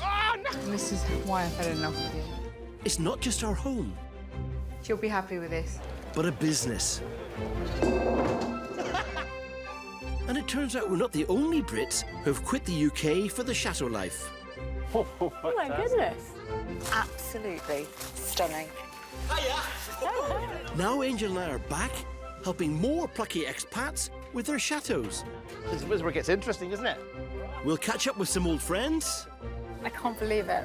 and meet a new wave of daring owners. Ah, you broke it? Yeah. In the hole? Right, that's a bit of an issue. As they battle to renovate their homes and make them work as businesses. Cafetiere time, we're out of coffee. There'll be ups and downs. It's like wading through treacle. But however hard the going gets, Whoa! for these plucky Brits, their homes really are their castles.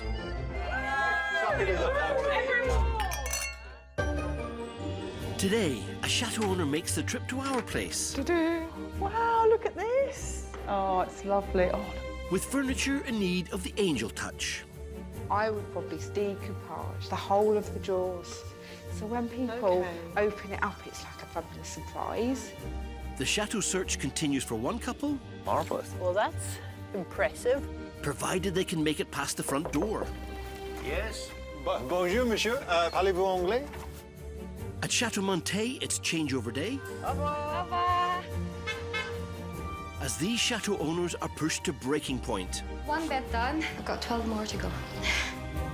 And with the race on to get a new honeymoon suite ready, So we've only got 55 minutes left. So 2806. there's a distinct lack of romance in the air. I think it's got to go that way. Look at me. You mean that end that way, or do you mean that? You're This not even way. looking at me now.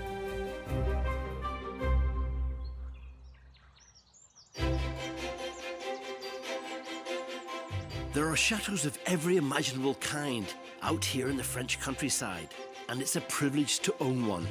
But that doesn't mean it's not a serious commitment.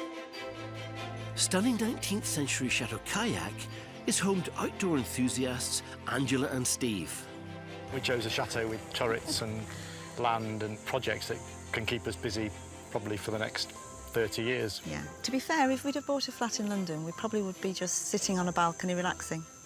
That has its appeal at times. Yeah. Set in South Nouvelle-Aquitaine by the River Lot, Steve and Angela have renovated the 20-room chateau into a luxury home and holiday rental. Chateaux are really expensive to run, and you really are only the guardian of the chateau while you're here. So we want to maintain it, we want to improve it, we want to bring it back to life, we want to share it with other people. To do that and make some extra cash along the way, they're planning to move into the wedding game. We're going to put a new bath in the Renoir room, which is going to become the bridal suite. Yes. And renovate that room. For inspiration, Angela came to see my angel for a gilding masterclass. This is bling. Bling is good.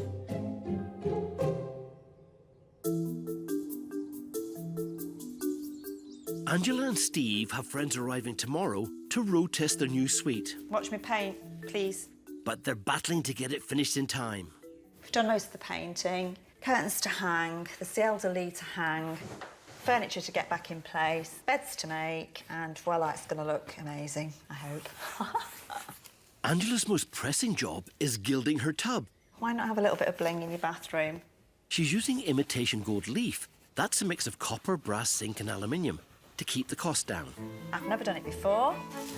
I've visited Angel, and we did a little bit of gold leafing on the ciel de lit, which is also going in the room. And here I am today, giving this a go for myself. I can't even remember now what on earth possessed me to think this was a good idea.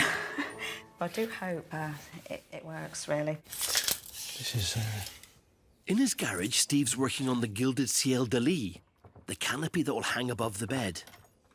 This has then got to be fixed to the wall, and the wall in that room, unfortunately, is only very thin.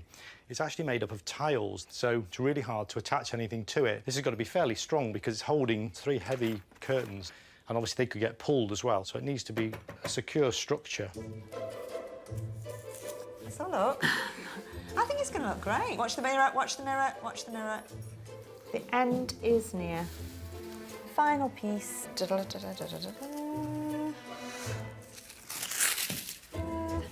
That's it, just a little bit of touching up to do. A bit of bling for a bathroom. It cost Angela less than £50 to gild her bath. Bit of a bargain, I reckon. Wow, look at what you've made. That looks amazing. How are we going to turn it over, though, without damaging That's it? tomorrow's job. And the day their friends arrive, these two are not leaving themselves a lot of time.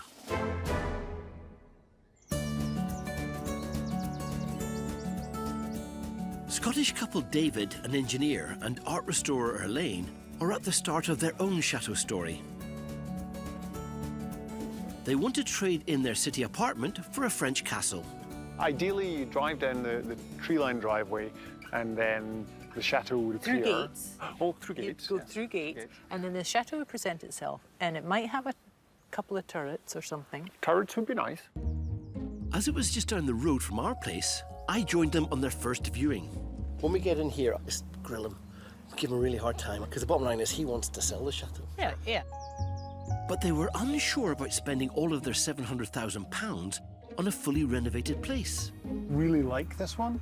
We definitely need to go and look at some more properties. They then viewed a Chateau B&B business. Oh, what a great room this is. It's got a nice feel. Before checking out a smaller chateau that seemed to chime with them.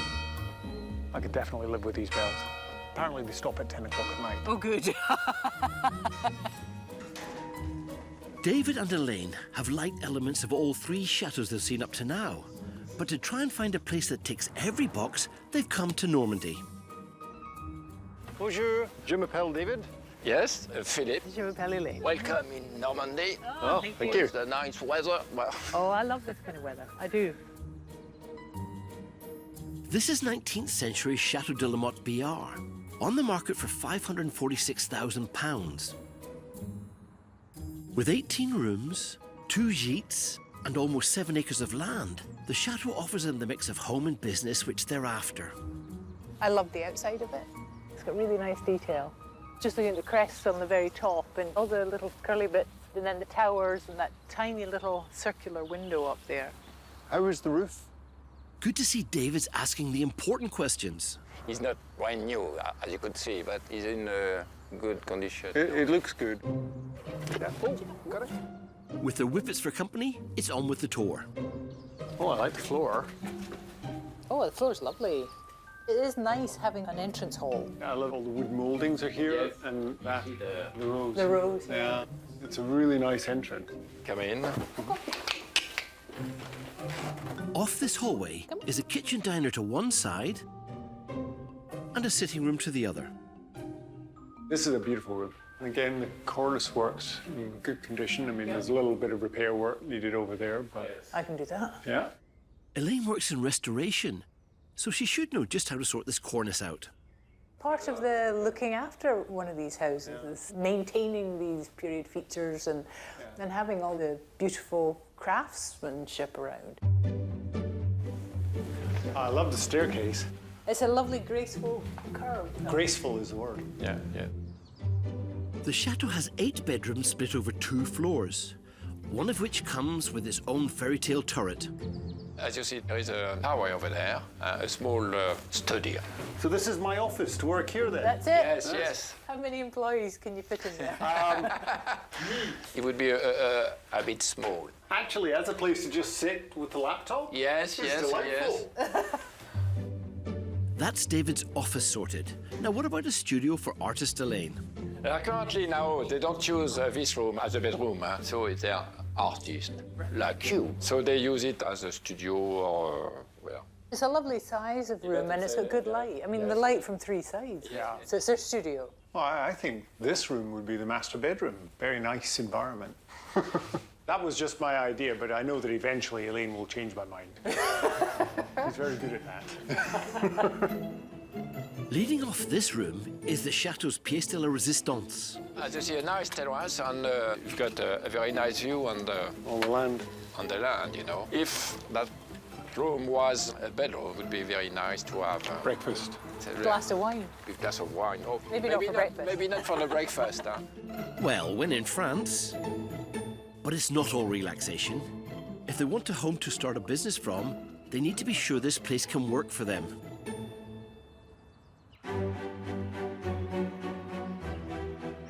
This is 15th century Chateau Mareuil, which South Londoners Belinda and Lee bought 3 years ago. Regularly, I'll look out the window and sort of pinch myself and in disbelief that we've actually done it, or we're actually here, and I can't believe it some mornings. The sun comes over the turrets in the morning. Located in the Vienne, their chateau consists of 5 buildings, including a main house that they've renovated into a holiday let. Life's fantastic, we're living the dream, but it is very hard work. This year, Belinda and Lee have moved permanently from the UK to a cottage in the chateau grounds and are now living surrounded by belongings they've bought with them. Oh, my goodness, Lee. I know. There's a lot of stuff I completely forgotten we had. Television randomly on the table.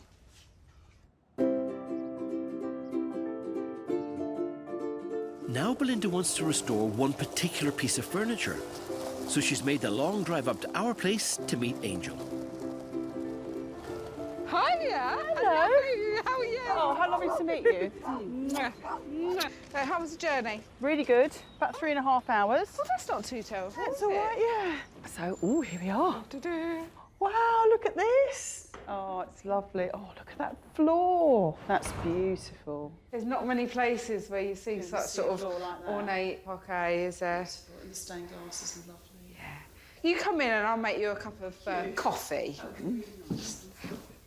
So how long have you been out in France? So we've owned the chateau for 3.5 years now. We're doing this for the family. We are never selling this property. In the future, there's a family vision that they will take that it may over. be, right, that's lovely. So family's important. It's really important. I think you're quite similar to me in that respect. We did a lifestyle change which was inspired by the family. And so my question is, what are we going to do today? What I'd like you to help me with, I brought this piece of furniture down. It was my mother's. Right. And it's a 1930s kidney-shaped dressing table. I remember sitting at it as a child. Yeah. So it's got lovely memories for me. You used to open the drawers and pull all my mum's scarves out and, you know, lipstick and like Dorothy would I know. do. You know, it's exactly what little girls...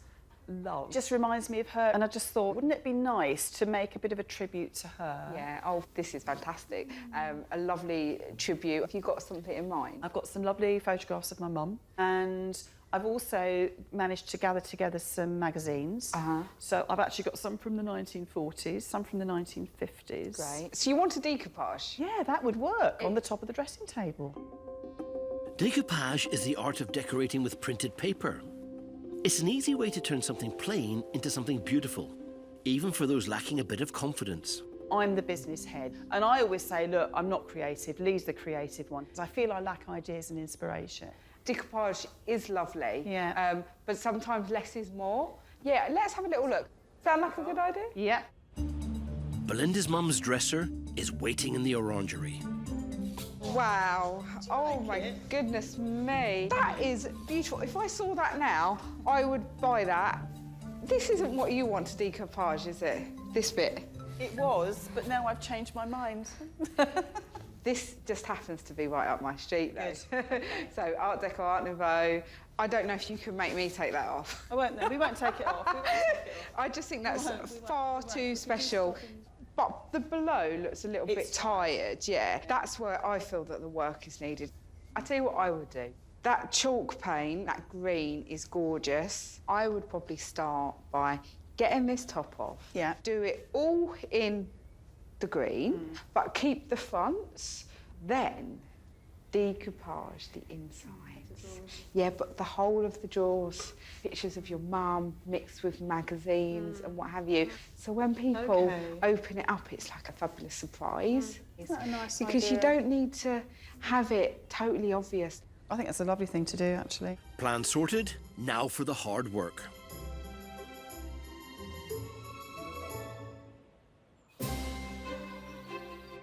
This is Chateau Mitim, dating from the mid-19th century and set in 7 acres of grounds. It boasts 20 rooms and is home to Tim, Chris and their 1-year-old son, Owen. It's lovely, it's big, it's luxurious. It's something we've done all on our own with just sort of blood, sweat and tears kind of thing. It feels good. Located in the Dordogne, they opened as a boutique B&B 3 years ago. Running as a bed and breakfast, it's just very long hours. It monopolised our time too much. So this year, Tim and Chris have relaunched the business, letting the whole chateau out to large groups for a week so they can spend more time together as a family. We're hoping this year will be a lot easier for us. A better life-work balance this year. Tim and Chris's first guests of the season have just checked out. So today they're tackling their first ever changeover. Au revoir! Au revoir! House looks good on the outside. The house looks great on the outside. Fingers crossed there's no big jobs that need to be done, because that's always the panic, isn't it? If there's like loads of stuff to fix and mend before we get our next lot arrive. The 20-room chateau needs to be cleaned from top to bottom before the new guests arrive in a few hours' time. Rather them than me. Bonjour! Comment ça va? But backup has arrived. They've hired 2 local cleaners. We were hoping it was going to be a 3-hour changeover with the 4 of us, but they still feel that they should have a lunch break, even though it's only a 3-hour shift. They've had a revolution. They've fought very hard to protect their rights, and people have lost their heads over this kind of stuff, you know. Negotiated it to 30 minutes and they're okay with that. Good deal. Now time to crack on. Not only is today the first changeover, there's an added pressure too. Normally the check-in is 5 o'clock, but they wanted to check in early, so I said I can check you in at 4 o'clock, but no earlier than 4 o'clock. I have to change 13 beds. Do the beds, bathrooms, cleaning the windows, cleaning the kitchen. Everything needs to be done. It's lots and lots to prepare, so it would be nice to not have to be under so much pressure. With Chris taking charge of the upstairs, Tim's reminding himself of his to-do list. Mowing the lawns, cleaning the pool, doing the windows, taking the bins out, swimming pool, gardens, TV remotes. And there. I mean, this is the main thing, really, just getting all the shutters closed again so we can get the house cool before the next lot arrive. Open them up in the evening to let the air in and things like that, great, but if they're open during the day, then you know, you boil the place. Seems it's too late for that. I'm sweating. I like to think I'm quick, but maybe not. It's not in the middle. That line should be in the middle. Not very happy with it. We're the same. If guests are coming, only perfection will do. That's one bed done. I've got 12 more to go.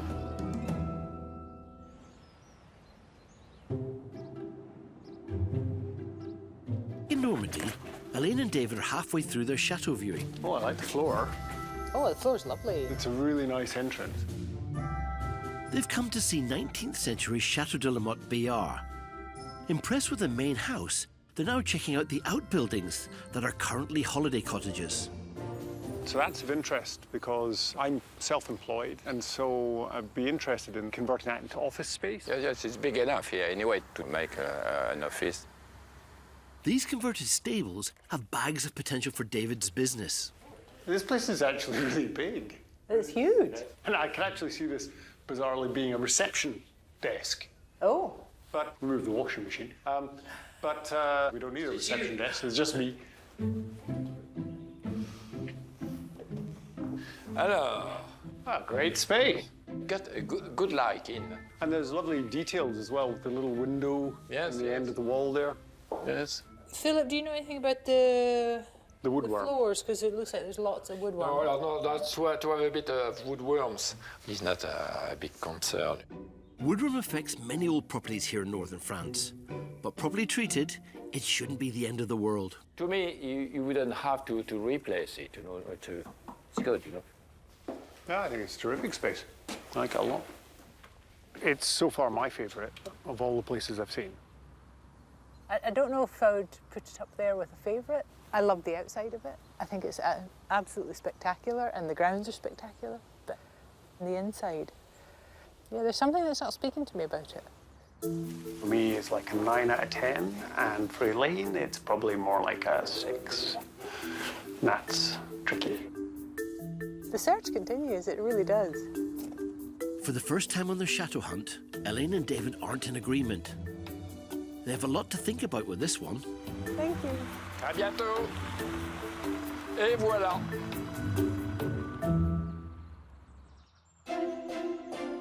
At Chateau Kayak, the pressure is still on for Angela and Steve. Okay.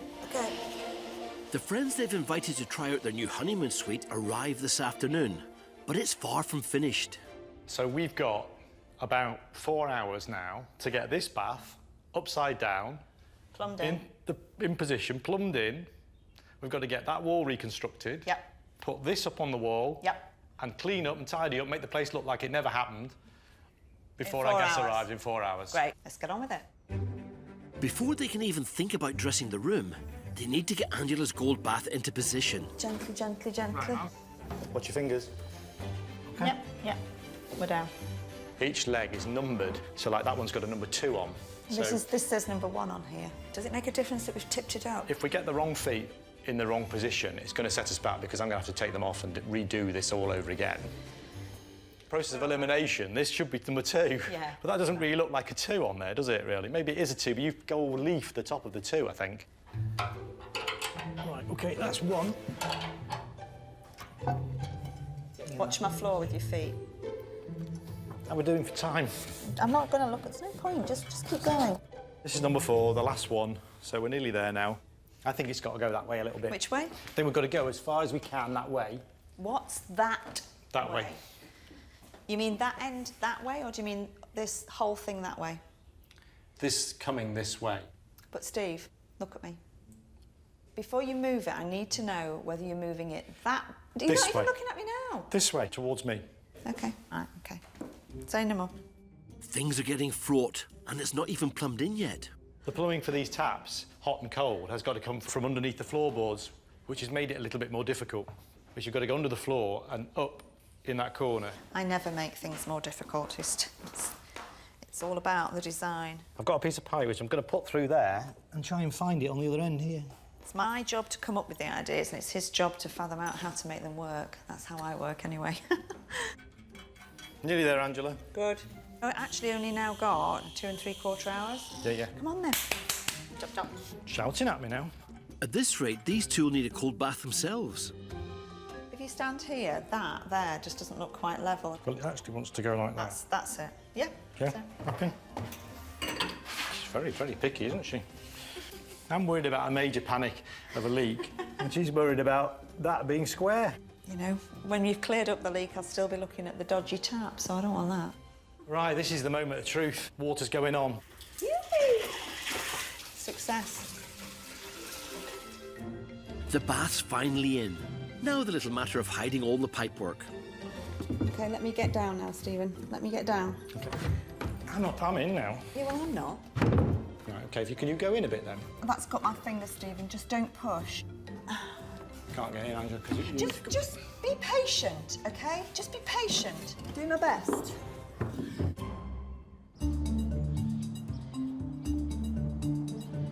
At our place in the Pays de la Loire, Belinda's brought along a dressing table that belonged to her mum for the angel treatment. Wow. Oh my goodness me. I tell you what I would do. Do it all in the green, then decoupage the whole of the drawers.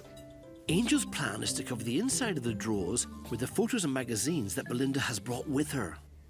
Let's see pictures of your mum, because So I feel like I know her now.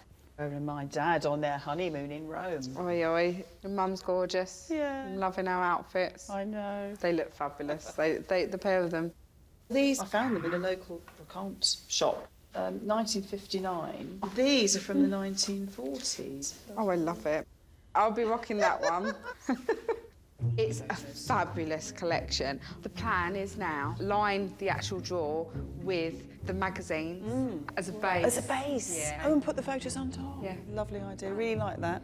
Decoupage is easy. You can't make a mistake. Are you sure? Because if you put something in the wrong place, right, if you just put another thing over it to make it look good, okay, right? Right, let's get busy.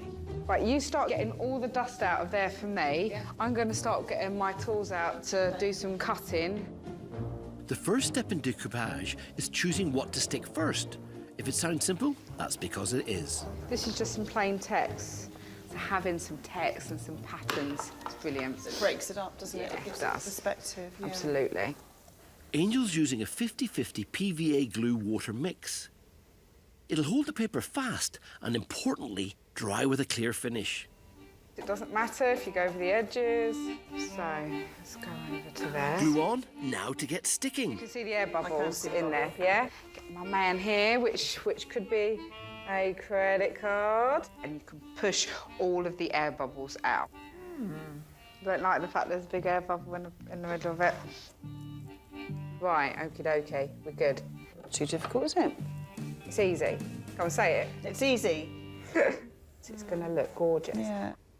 With the first piece in place, others are then added to build up the decoupage effect. You're right about using bits of newsprint, because I would never have thought of that. I would have just thought, oh, it just needs pictures of pretty ladies. But actually, that gives it that contrast. Yeah. It's really nice. A bit of nostalgia. It goes a long way. Now Belinda knows the ropes, Angel can leave her to it. I want to go and have a paint of the dressing table. Yeah, okay. Are you happy to have a bit of a play? Okay. Bon courage. So, smudge this on.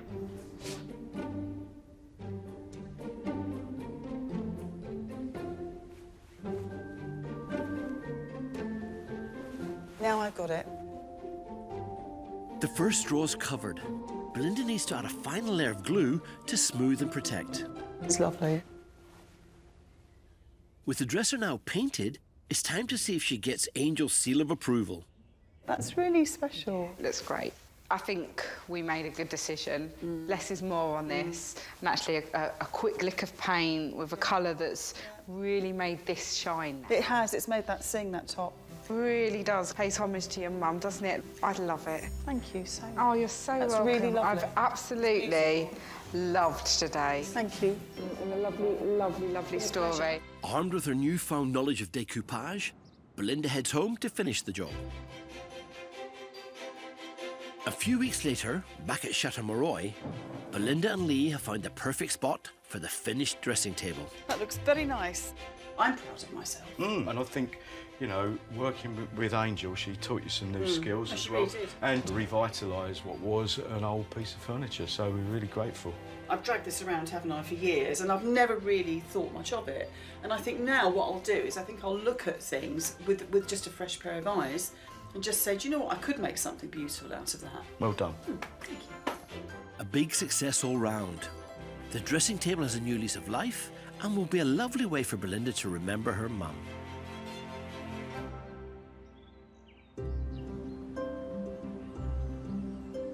Around 160 miles northeast in Hauts-de-France, Dave and Elaine are still on the hunt for their perfect place and are viewing their 5th chateau. Marvellous. Well, that's impressive. The oldest parts of Chateau Rouge de la Ferme de Prés date to the 15th century. Now sitting empty, in recent years it's been both a restaurant and offices. It's on for £350,000, half of Elaine and David's budget. Yes. Bonjour, monsieur. Parlez-vous anglais? Oh, bonjour, monsieur. Yes, I do speak English.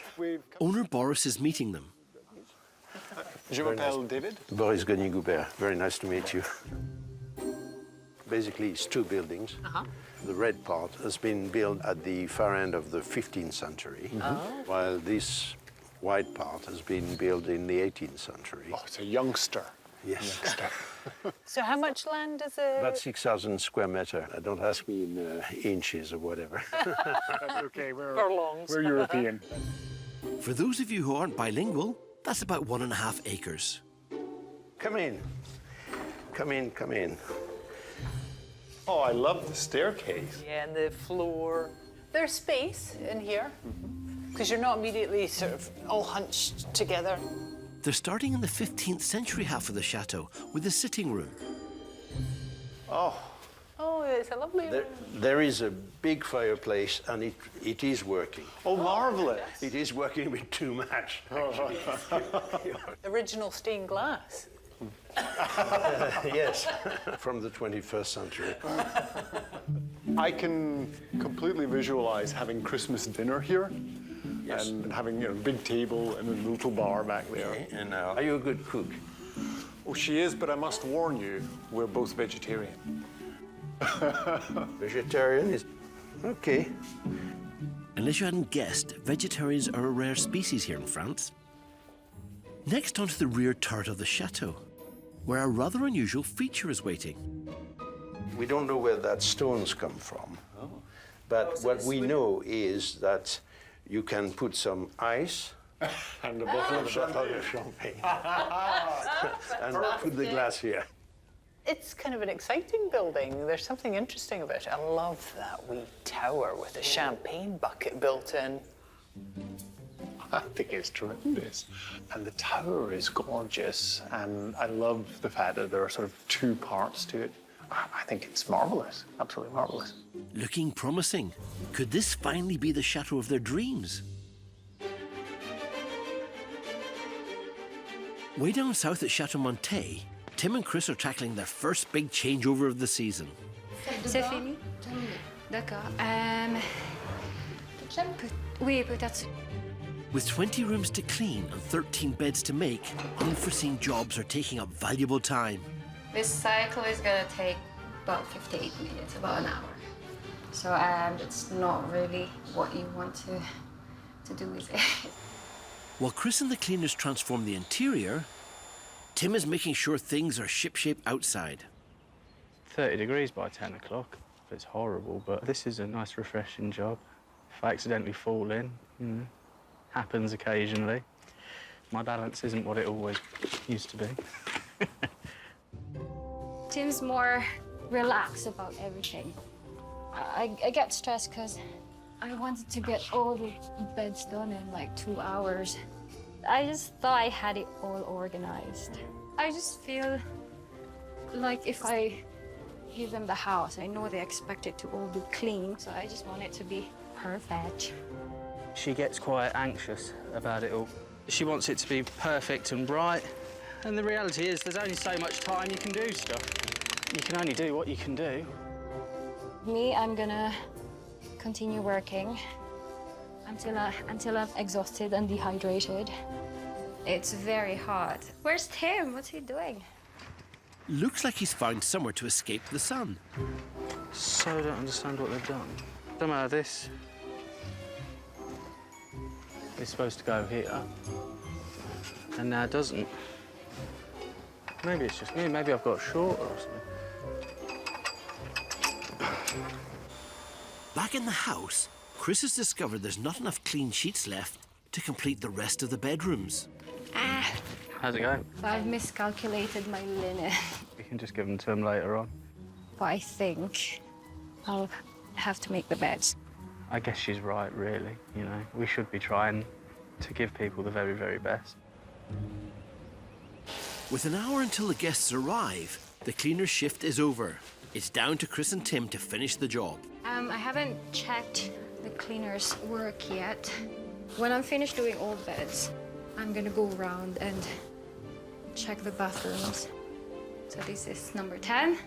Babe, did you know someone had put a blue and pink cloth in with your towels? But they're perfectly white, I think. Bullet dodged, but you may need a complete set of armour for what's just landed outside. Hello, welcome. Yeah, 3 o'clock. Guests are here early. I'd like to have a shower and change, ideally. Present myself a little fresher, but, you know, to be fair, it's 40 degrees pretty much, so if I had a shower and got changed, I'd look like this in about 5 minutes anyway. So, yeah, it is what it is. With the chateau not yet ready and the guests keen to start their holiday, Tim has to break the news to Chris. Oh, no, don't worry about how we look, it's fine. They don't care, they're on holiday. You look great. All right. At Chateau Kayak in Nouvelle-Aquitaine, Angela and Steve's guests haven't arrived quite yet. I think it's got to go that way. Look at me. You mean that end that way, or do you mean that? You're This not even way. looking at me now. And their new honeymoon suite is still very much a work in progress. Watch the screwdriver. Time's running out, so we've only got 55 minutes left, and we've still got to put this ciel de lit up on that wall and dress the room. And if it all goes wrong, it's his fault. There, that'll be fine. Is that the top, or is that where it's hanging from? You can have whatever you want. No, but tell me which you're measuring. That is 2.5 there to the top of my hand there. Slightly lower than that, please. About there, yeah. So what's that, the bottom? No, that you The just top. said you were doing the... No, is that the top of the ciel de lit? Oh. Yeah, so 2806, 2802. Steve, we haven't got 55 minutes to measure where it's going, so come on. Blimey, it'll be a miracle if they're ready in time. The ciel de lit is in place at last. Your way a bit, your way a bit, your way a bit. But time is up. Is this the last thing? I've got to make the bed. And whatever state the new honeymoon suite is in, it'll have to do for now. Hello, hello, hello. That is just not going to stay on. Steve! Oh, nice to see you. How are you? I'm fine. How's the journey been? Tiring. Hi. Come on in. And they've done it.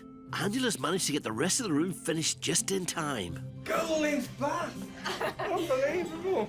What do you think? That is It's lovely. fantastic. Yeah. Ah, right, the handiwork, Steve. Yeah. It's not going to fall off. We'll find out. I think we'll go make your gin and tonic and you can freshen up. I'll see you downstairs. All right, then. Yes. See you later. Phew, a thumbs up. An old fire fender has been transformed, bringing in some classic French design. And along with the gold bath, gives the suite a real splash of luxury. No wonder Angela and Steve have regrets about giving it up. I want to try that. You just want to have a bath. I want to try that You bath. just want to have a bath and a gin and tonic in that bath, don't you? I do. Yeah, we might just get rid of them and put them somewhere else, and we'll stay in that room. Nice bubble bath and a glass of wine. Well done, you two. That's the first step towards putting on weddings, but that doesn't mean you can rest on your laurels.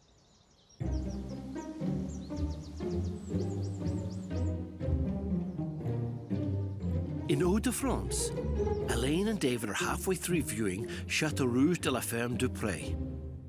You can put some ice. And a bottle of champagne.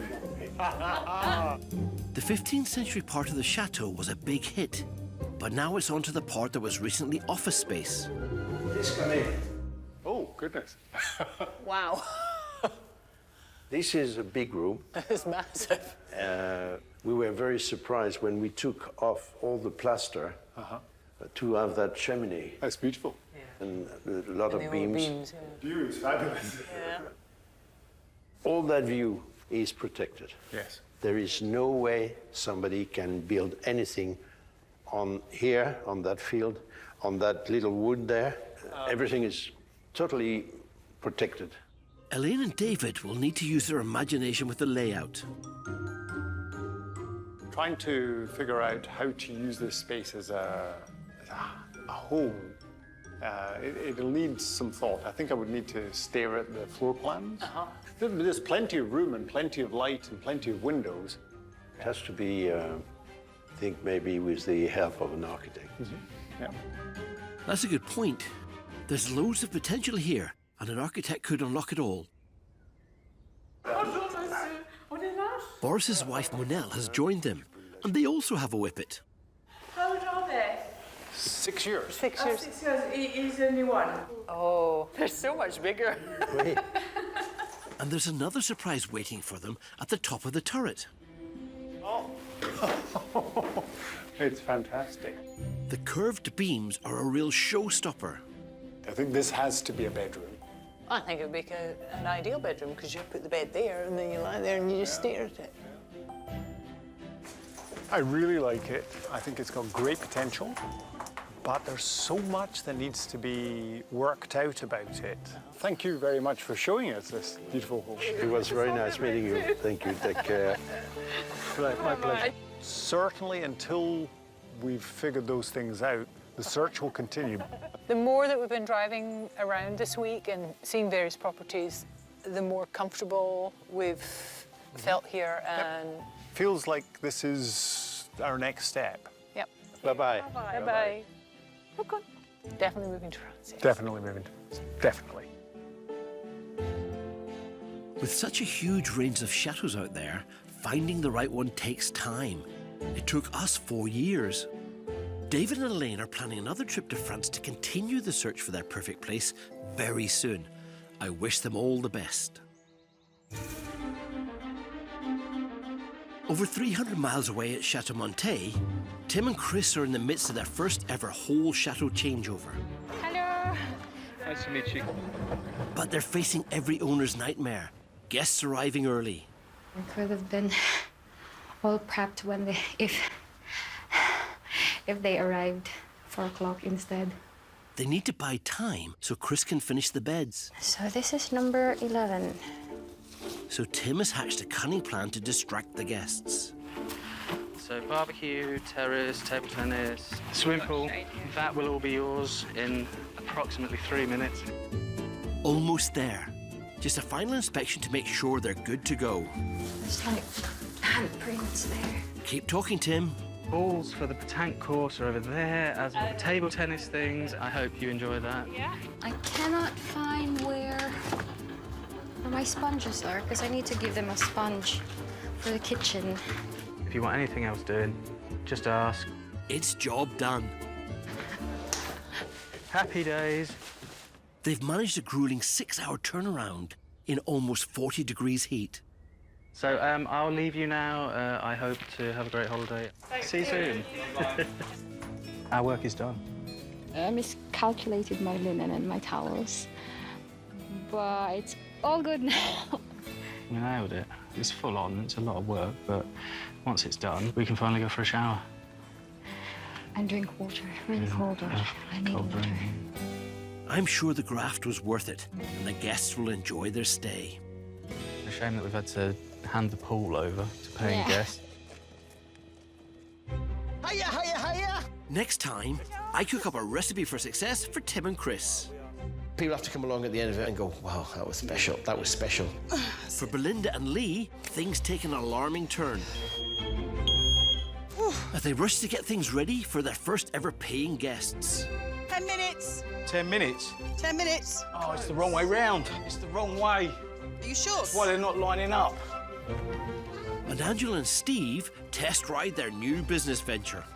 Be a lovely spot to bring people for their picnic lunch. Don't you think so? Yeah, I think it's a beautiful Yeah. spot, isn't it? It is.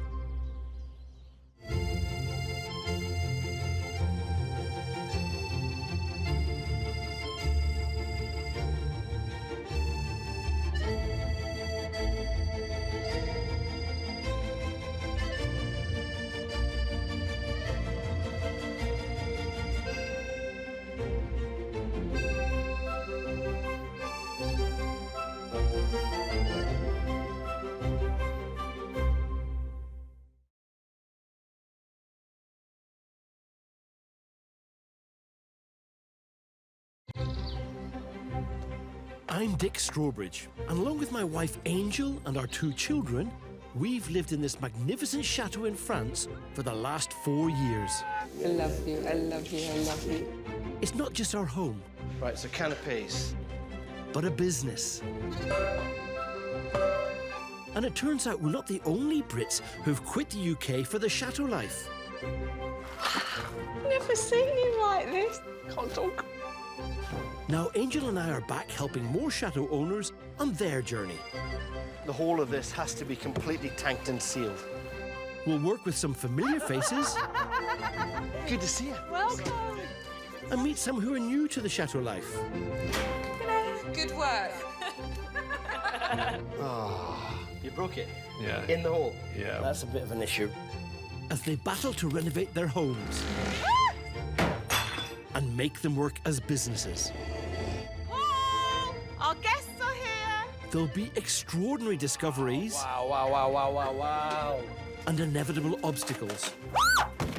But however hard the going gets, for these plucky Brits, their homes really are their castles.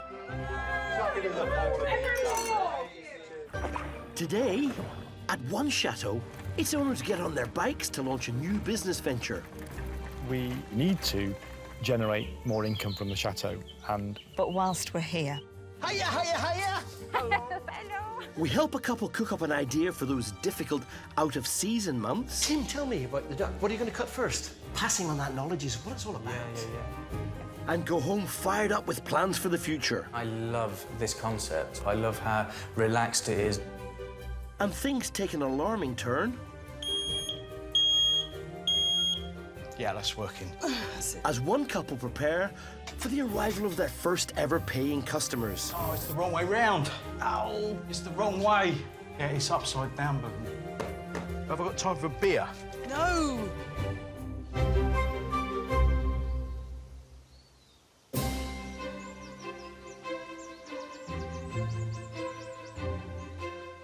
The French countryside is dotted with chateaux of every type imaginable.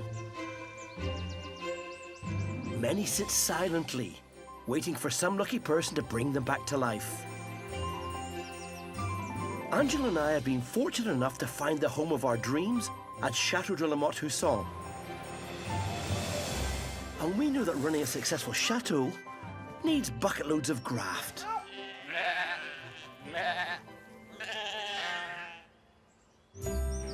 This is the glorious Chateau Montet, dating from the 19th century.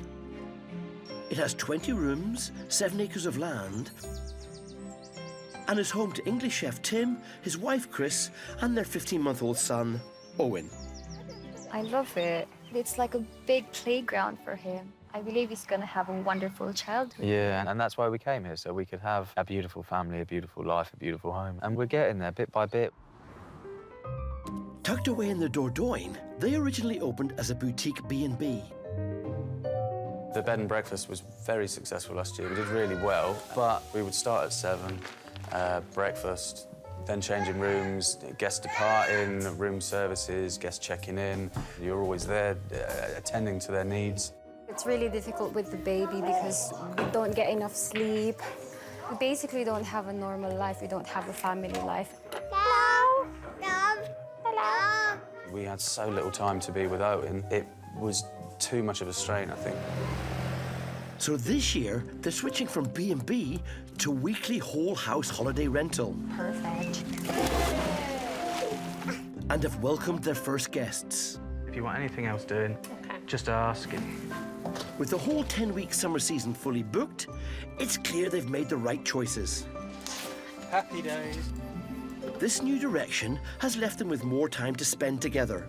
I don't have to every day do housekeeping. I don't have to serve food and be the host. We want to work to live, not live to work.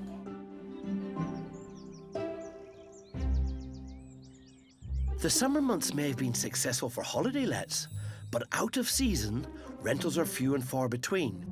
So Tim and Chris need to think of other ways to cover the massive overheads of owning a chateau. Hello! Today they're calling to pick my brains.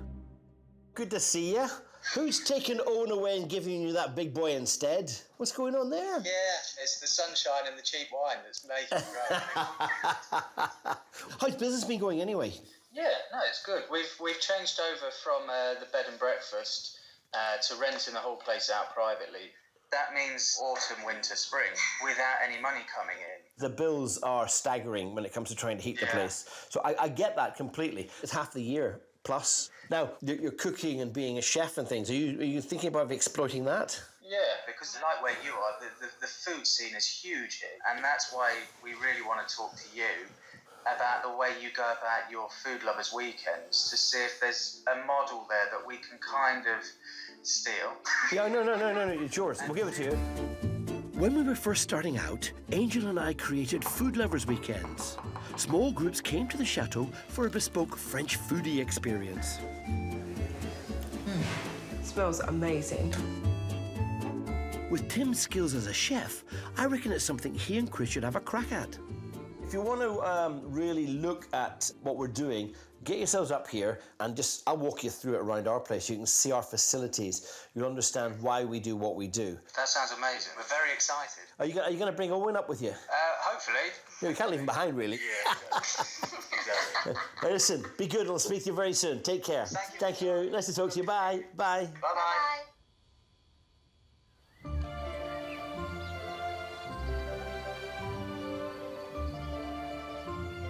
Just 105 miles north of Tim and Chris sits Chateau Moreuil.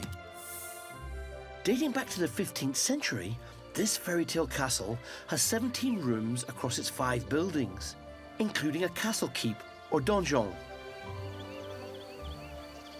For us, this is a lifestyle choice, and it's the way that we have chosen to invest. I say that word guardedly because I'm not sure we'll see a return on an investment, but to invest surplus funds that we have had. I've had in the past. But don't have now. But don't have now. Belinda, who previously ran her own catering business, and lighting designer Lee moved from South London when they bought the estate for £378,000 3 years ago. Look at that! That's amazing. And have since spent over £120,000 restoring it back to its former glory. A bit of nostalgia. It goes a long way. They even had a little help from Angel. Okay. Bon courage. Now, to recoup some of their money, Belinda and Lee are letting out the main building to holidaymakers and setting up home in their cottage.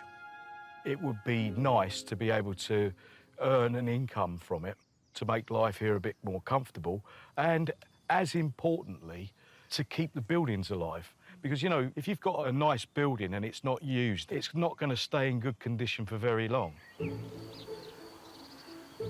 Today's a big day. Their first ever paying guests are arriving in just under 4 hours. But there's still a lot to do. So, right, I'm here. Guest bedroom number 1. I need to get this smoke detector. Bought this yesterday, it's battery. I better need to test it. I fitted the battery this morning. And, yeah, that's working, so that's fine. So I need to make sure, what we're trying to do is make sure every room has got a smoke detector in it. Belinda and Lee clearly know French law, as without the smoke detector, it wouldn't be legal for them to rent their house out to guests.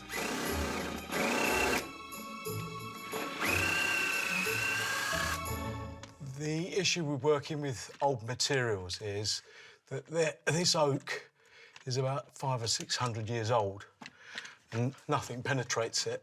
So instead of a normal job, which is like literally putting a screw in some wood, it's not that easy. So simply hanging a picture can take an hour and a half just to get a nail in the wall because you need a really severe drill. That's it. I've got an awful lot to do, but you know, if you looked at where we were 4 days ago, we had a mountain to climb and we've achieved it. I'm feeling pretty confident that I'm going to get it all done. Fortunately for our guests, we're having a really good summer.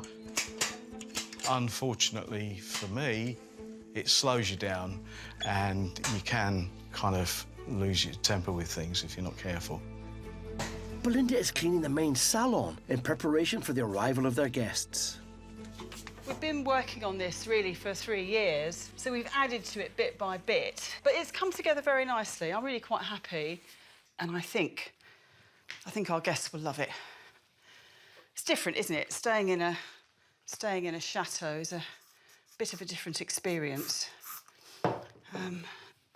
So I hope they appreciate it. How could they not love it? The place is absolutely gorgeous. 1:30. Oh, gosh. I think we've only got about an hour left now. I'm beginning to panic.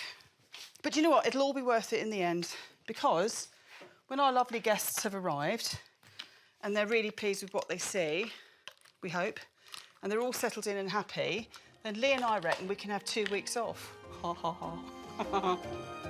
Chance to be a fine thing. As Angel and I know all too well, a chateau's owner's work is never done. Smoke alarm sorted, Lee now needs to hang some curtains in the salon. I have to say, having worked all my life, this has possibly been one of the most difficult things I've ever done. One of the things that I've found with this experience is that you tend to have to be a jack of all trades and master of none, and to learn not to throw anything away, even the odd screw here and there, and you save it because you think you never know when it's going to come in handy. With still a lot to do, we'll see you soon. Belinda has some unexpected news from the guests. Bye. That was Dominic. That's our guest. And he's 62 kilometres away. And by my reckoning, that's about, 40 minutes, something like that. That's put pressure on. This'll not be welcome news for Lee, who's working hard to get the games room ready. They're about 50 kilometres away. 50 kilometres? Yeah. Oh, that's... That's not long. About 40 minutes, so they're going to be at 3, yeah. 3. OK, so I'm just going to go and snip some flowers. All right, then. See you in a bit. Belinda's clearly a woman after my angel's heart, and she's making the most of what the chateau has to offer. I would like to have put the fresh flowers into the chateau. I forgot to buy any this morning, so now I am down to literally chopping whatever dried twigs I can find in the garden. It's been so hot that literally everything's dried to a crisp. So it's just a question of whatever there is, and I don't think there's a lot. That doesn't look great. I might abandon that. I'm going to go... there's some lavender over there. I'm going to go and get some lavender. They're half an hour away. And I'm just wondering if I've got time to jump in the pool before they arrive and Belinda doesn't know. But I think that could be a very bad thing to do, and it could be my undoing, actually. So I'll probably have to cancel that thought out.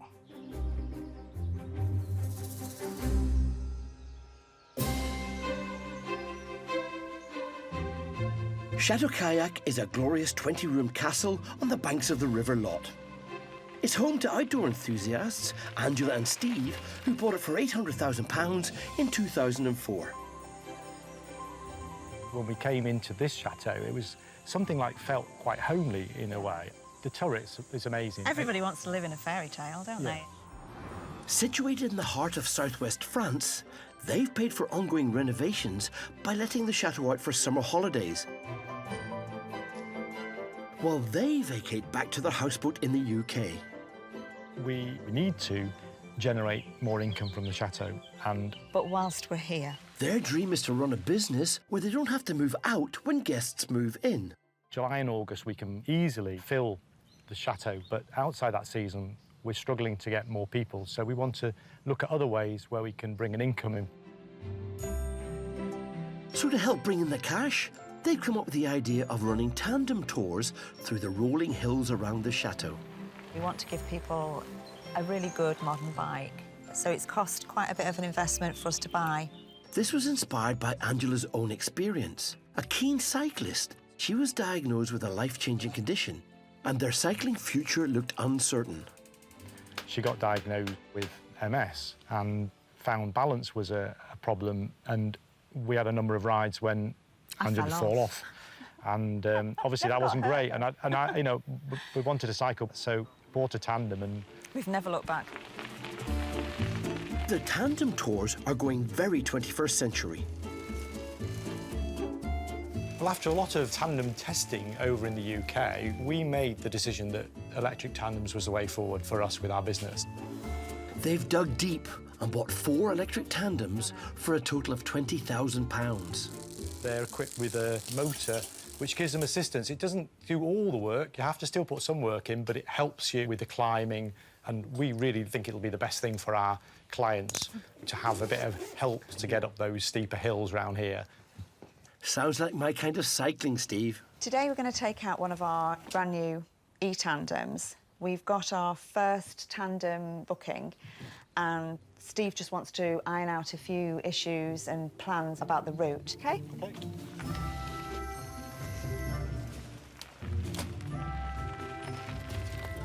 In just 1 week, 8 of Angela and Steve's friends are coming to stay to test run their new Turrets and Tandems tour.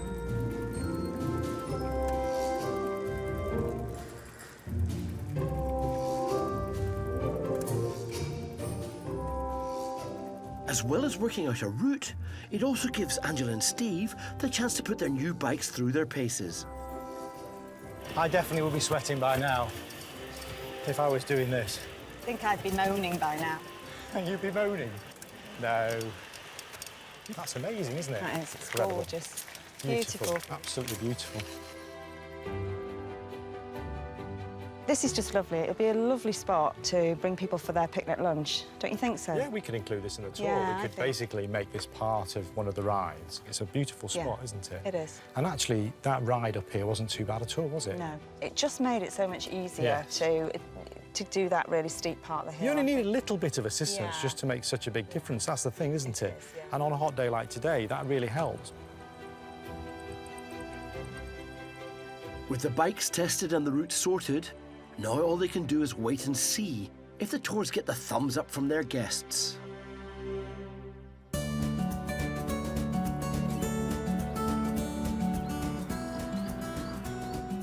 In the Dordogne, Chef Tim and wife Chris have cooked up the idea of running gastronomic weekends to make extra cash in their off-season. The foodie events we ran were a big success, so they're visiting us at Chateau de Mitim to see how we did it. Here we are, look. Oh, Owen, look. Fabulous. Oh, this Fabulous. is so big. Beautiful, beautiful. Hiya, hiya, hiya. Hello. Hello. You look good. God, how was the journey? Hello. So welcome. Hello, big, huge man. He's massive, good to see you. Hasn't he grown? Chris, he's huge. Come on in, come on in. Wow. We have so many questions. We should have booked for the whole week, really, shouldn't we? Come on in. With Tim and Chris here as our guests, I can spend some quality time with them to help them see what's important about running these bespoke weekends. You have to think about how do we make this a very special, unique experience that's worthy of paying more than just staying in a B&B. That's what we want to find out, how you... Right, okay. How you give a dream, because it's a dream, isn't it? Yeah, it is. It's that sort of experience of fun. Right, well, our weekend, the first evening, will have 7-8 courses of different things from our region. And that's where I get to see what's in season, what I fancy cooking. Yeah. And dinner probably lasts 4 or 5 hours, just eating a course at a time. Yeah. You have to spoil people rotten to make sure that they get the whole experience. But then, what do you offer them next? What we do, we go out shopping to go and buy food, for them to come back and cook. Then they come back in the evening, and all evening is spent cooking and eating, depending on what we've bought. I'm doing a sort of a cookery food experience where I'm passing on knowledge to them, and they're coming to learn as well as to just sort of munch a lot. Yeah, that's what we want to tap into. But but people have to come along at the end of it and go, wow, that was special. That was special. Yeah. We found that our guests enjoyed a menu drawn from quality produce exclusive to our corner of the Pays de la Loire, which specialises in beef, offal, all kinds of game, and is a cheese lover's heaven. But every part of France has its own mouth-watering specialities. You have to showcase your food. I mean, I can talk you through some of the things we have. I mean, I love smoked trout. It's a beautiful product. Truffles. You know, the truffle market is enormous, you know. It's the capital of the Périgord truffles, you know. Périgord truffles, that's a very unique... Walnuts. Route de la Noire, we are surrounded by walnut trees. So this is a nut liqueur that is very... I've got some of that, but I've never tried it. We've got a lot of great producers. We can work with people so they can actually see it and feel it and smell it. Tim's a man after my own heart and clearly has the passion for food they need to make this work. Our very popular trap cheese, they wash it in the nut liqueur. A home cook coming along wants to have the exposure to the professional thought process. People got to come and think, do you know what? That's an experience I couldn't get anywhere else. Yeah, it's all about the experience. Right. If we can make it pay for itself in the quiet months when the tourists aren't here, if we can bring 2-3 couples in Friday to Sunday, that allows us to keep the electric on, keep the heating on, keep the building ticking over. Yeah. Owen and I are happy here. Look, he's making the notes and I'm doing the talking. Your notes make more sense than Angel's. That's very true. Come on, Owen, let's go. Owen, you coming, big boy?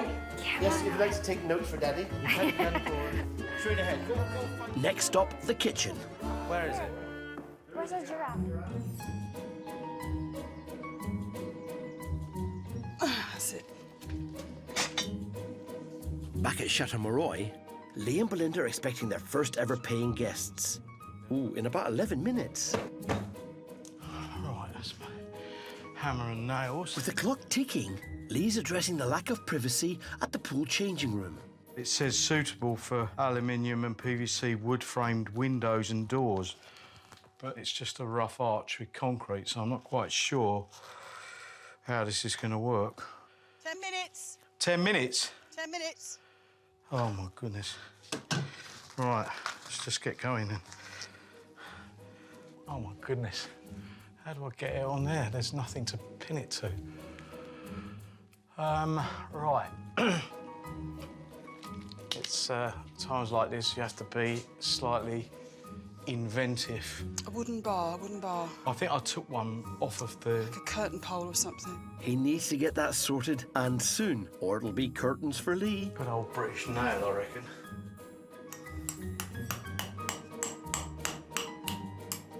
Yeah, see, this is the problem. It won't take a nail at all.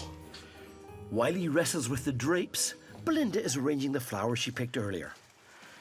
That looks OK. I'm quite pleased with that. Let's get that leaf. I think that's Caesar's head. Oh, dear, I can't get him to stand still. There we are. And I'm going to take this one next door. Had a piece of inspiration. So I've got a hole here, but this rebar is too small, but I happen to have half a dozen other bits that are a lot longer. Actually, I've got a piece here. There we go. So, and hold it up there. Yes. And I've got about 3 minutes to go. Put that in there. Yeah, I think that looks OK. Yeah, that looks nice. Whew. Right, trusty tie wrap. What would you do without this? Genius. Yes. There you go. One half done. If you don't like that, you don't like turkey at Christmas, do you? It's lovely. Have those things got to line up? Oh, don't be picky with me. No, because otherwise it won't Oh, close. it's the wrong way round. Ow! It's the wrong way. Are you sure? Yeah, it's upside down, Belinda. Honestly, you Do you wouldn't... think it's going to fall down? You wouldn't believe this is real life, would you? Always the way when the pressure's on. They were here. I haven't got any more energy. There you have it. That is the last job before they arrive. So, that's my final bit. Maybe a sneaky beer. No, that's not good either. I think I'd get in trouble if I did that. Let's go and see what she thinks. I think I know the answer, but I'll ask her anyway. Have I got time for a beer? No! Congratulations, guys. You've done a grand job.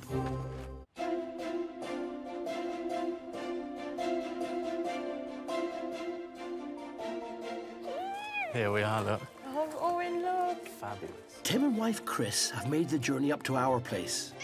Hello. So welcome. For some tips on how to run French foodie weekends like ours, I brought Chef Tim to one of my favourite rooms, the kitchen, to show him where we and our foodie weekend guests cook together, and where I give them tips on food prep and menu creation, something I know Tim will easily be able to do. Second day, we've been to the market, we've come back with a duckling. Some can sit around here, some can be doing the cooking. All the time they're eating and drinking. They're learning from scratch. And passing on that knowledge is what it's all about. Yeah. Guests love picking up culinary know-how, along with food and wine, of course. Tim has the knowledge, but I'm keen to see what his teaching skills are like. Tim, tell me about the duck. What are you going to cut first? You see, this is the game we're playing. Right. It's about passing on information. How would you start? Well, if it were me, I'd remove the neck, give it a twist. But you have to tell people, and they have to understand why you're doing that.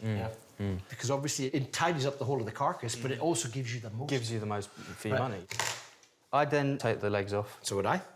Once you've learned how to butcher a bird, you know, it's the same setup as a rabbit, as a sheep. Everything's in the same place. See how much people are learning already? Yeah. You're going to have 6 people here have all paid a wedge to come and be spoiled rotten. They're getting waited on by Angela and I, and they just love it because it's much more intimate. Yes. And they feel ownership of what they eat. The other 6 people... While Tim and I talk turkey, well, duck actually, Angel has whisked Chris away for a heart-to-heart.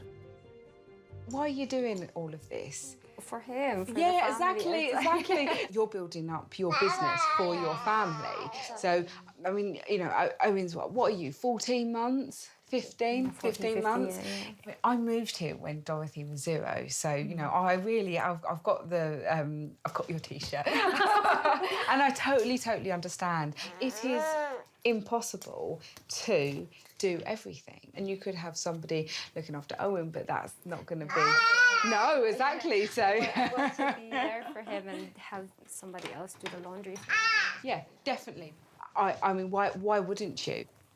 I need to have time with him and with Tim because our marriage, you know, we have to have, you know, time together as husband and wife. Yeah. Because it's all work right now. Yeah, it's a balance. And finding that balance is really, really hard. But hopefully you're finding what you're doing, because you're doing it together, exciting. Like, don't work hard, you have to work smart. You do have to work smart, but you've chosen this life, haven't you? So, you know, enjoy it, embrace it, get rid of any regrets, you know. So there's no guilt if you have to go and turn a room around or you have to answer emails late. You're doing everything in your life for your family, but just enjoy it. Now, shall we go down and see what the boys are doing? Shall we? Yeah. I love this concept. I love how relaxed it is. I love that you're part of the group, you know. Everybody gets stuck in. The evening goes with a flow, the weekend goes with a flow, and I like this. Are you happy you can take this forward? Yeah, this is exactly the day that I needed. I needed to come and see that it can be done and that I can enjoy it. This is the perfect inspiration for what I want to do. I think you get it. You understand how we're doing it, why we're doing it. As far as I'm concerned, mate, you just have to go and do it.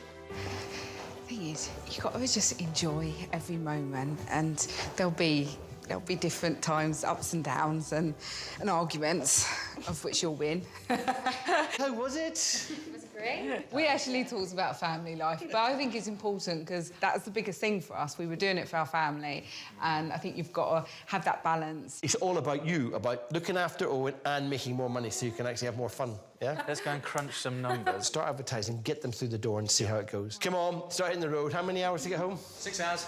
Yeah. Well, 10 hours with naps, and if I don't get my milk, I get very cranky. I'm chuffed I've been able to give Tim and Chris a bit of help for their foodie weekends. Bye! I reckon they've got everything they need to make them a success. I can't wait to see what they do.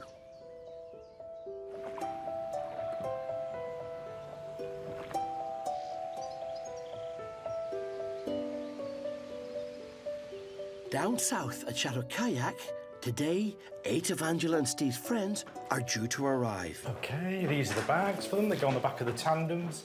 So they'll be testing out the couple's plans for tandem cycling holidays using the new electric bikes. Should be perfect. So Angela and Steve will be watching closely to see how their £20,000 investment is received. We've told them they've got to be brutally honest with us. They've got to tell us what we're getting right and definitely telling us if we've got something wrong. Although a lot's riding on this week, they always have their secret weapon if things don't go to plan. Angela's culinary skills. I would describe myself as a very keen home cook. So tonight I've got to cook for 8 guests. And obviously it's really important to me that they all enjoy it.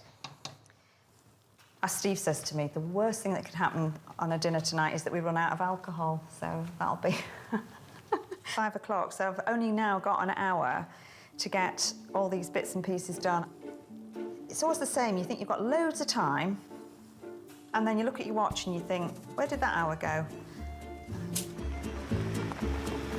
They do say an army marches on its stomach. Let's hope it's the same for their soon-to-be tandem riding guests who've just arrived. Jackie!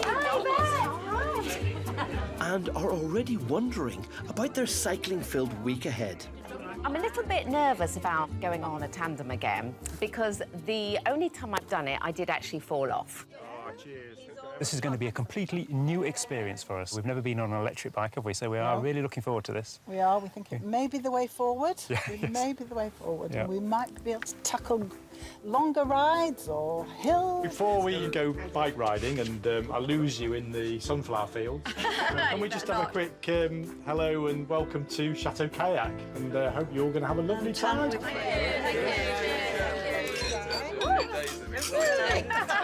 Well, thank you at the end, Steve. You'll be fine.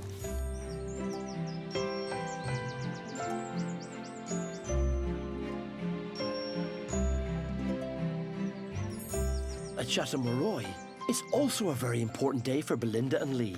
Welcome to Chateau Maroy. After a hectic morning of last-minute jobs, they're ready just in time for their first ever paying guests. Hello, who's this? Fawley, yes. Fawley? Hello, Austin. What would you like to do? You've been travelling for a long while. Would you just like to sit yourself down and a cold drink, or do you want us to show you around? Or... Show us around. That would be fun. Yeah. Yeah, come on. We've had an extraordinary heat wave here. So, pool. After a long drive, the new pool is a good place to start the tour.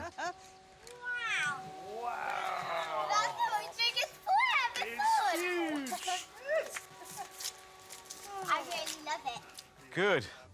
Do come down. Watch your step. Oh, it's cool in here. Up next, the main chateau. Wow. This is the salon. Whenever we've done any modernisation, we've been very careful not to intervene too much with the original architecture. The rooms are very special, really, really huge, and the photos don't do it justice. You really need to see it to experience it. Very quirky, very original. Really, really cool. And when it comes to cool, the princess room is something else. The room for little ones.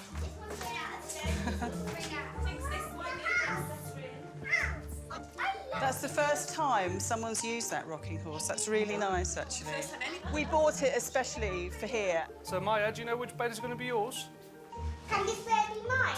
Yes, of course. My favourite part of the house has to be the girls' room. They were so excited when they saw that. They said they wanted a princess room, and that really is a princess room for them. The rooms may be fairy tale, but there are a few darker stories that some chateaux can tell. There is a proper cell, a prison cell underneath the kitchen. You'll see a wooden trapdoor.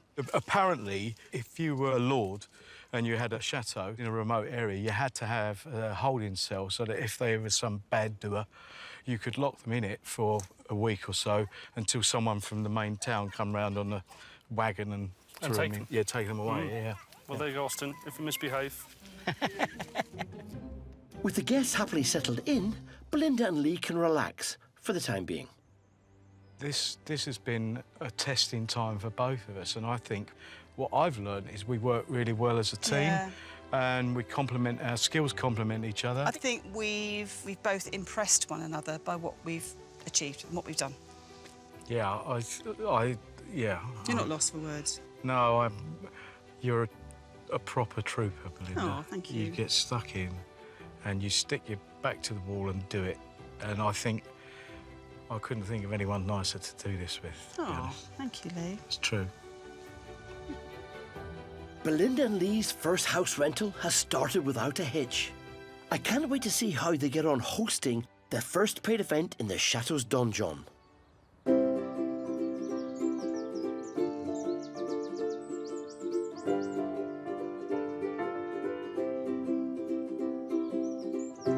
Chef Tim and wife Chris have hit on the idea of putting on gastronomic weekends to top up their coffers in the off-season, and have visited us to see how we did ours. I think you get it. You just have to go and do it. Back home, the search is on for local delicacies they can include in their menu. Luckily, the Périgord Noir area of the Nouvelle-Aquitaine is world famous for its food. See if we can find some truffles, Owen. They're starting at a truffle farm just 30 minutes from their chateau. Bonjour. Bonjour. Vous allez bien? Oui, très bien. Hello. Bonjour, baby. Bonjour. Bonjour. Farm owner and truffle expert Laurent Chambon is there to meet them. Hopefully, we're going to see if we can find some truffles as part of our gourmet gastronomic weekend experiences. We're hoping that we can incorporate this either into our food or perhaps into our excursions. But we're a little nervous about the weekends because we've not done them before and we don't know what people's expectations are going to be. Et le chien? Noxo, c'est lui qui cherche les truffes. Ah, magnifique. Bon, allez, Bon. on va aller sur la truffière. On y va. With Noxo's trusty nose leading the way, they're off into the farm's 17-acre forest to sniff out the legendary black diamonds of Périgord. Une truffière plantée. OK. La truffe, c'est une passion. Et combien de kilos chaque année, peut-être, pour... Entre 6 et 8 kilos. Ah oui? Oh, c'est pas mal. Truffles are rather delicious fungi that grow in the earth around the roots of certain trees. I love them. In fact, I love them so much that last year I planted 5 truffle-bearing trees in our new orchard. And these prized delicacies of French cuisine don't come cheap. I've learnt that average year, 10 kilos of truffles will make you 10.5 grand, maybe. You know, it's not bad, is it? Not bad at all, but growing them is a bit of a challenge. Truffles need frost to develop the flavour. You can't harvest until they're a good 8 years old, so a lot longer than I thought. Luckily, I'm not trying to grow them. I'm just trying to eat them. Allez, Nox, allez. That's great, you can smell it just by smelling the soil. Suddenly, Noxo's picked up a scent. À partir du moment où c'est odorant, Ouais. Lui, il gratte et il cherche. He's going to have a little scrape with his paw. There we go. Oh. Ouais, elle est là, la truffe. Où elle est, la truffe? He's got one. Good boy. Oh, they've got an amazing sense of smell, haven't they? That's the beauty, isn't it? Look, Oh, Owen. he's done, Owen. Hey, Owen, look. Voilà. It's a summer truffle, Owen. Smell it, smell it. Wow. Yeah, I'll smell it because you won't be able to afford to buy any. Regardez. Ouais. Un souvenir. Oh, merci bien. You enjoy it? It is. We It's got great. lots, Yeah, I really liked it. I thought it was lovely. Yeah, the dog seems to know what he was doing. Be nice to come back in the winter when the really good truffles are available. That'd be great. After a successful visit, it looks like the truffle farm is going to be on Tim and Chris's gourmet weekend itinerary. If we want to sell a very bespoke, high-class gastronomic weekend, Santé. where people can feel that they're getting something above average, what better adventure could you take people on? Oui, très bon.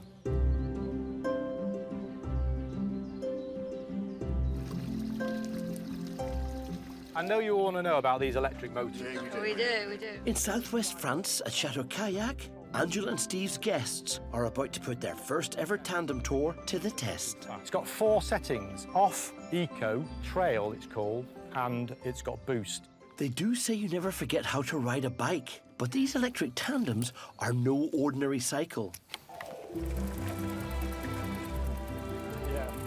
And to see what they can do, Steve's taking his guests on a 30-mile round trip through rolling French countryside. probably only need to use the boost when we're going up hills. I think we've got everybody behind us, all behaving themselves.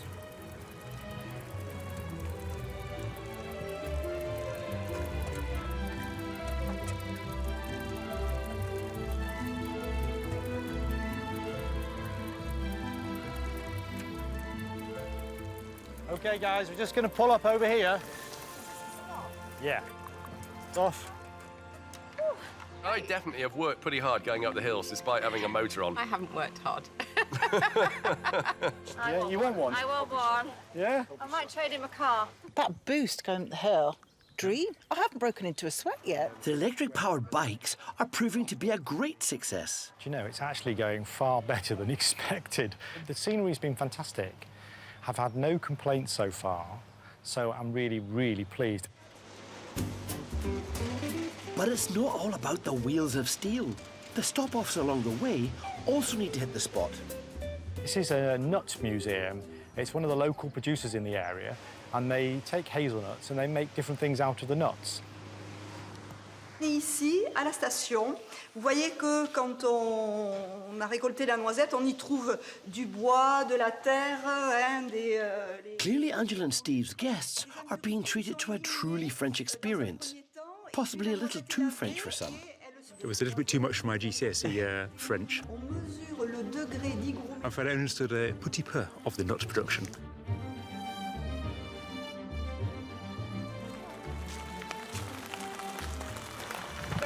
Made it!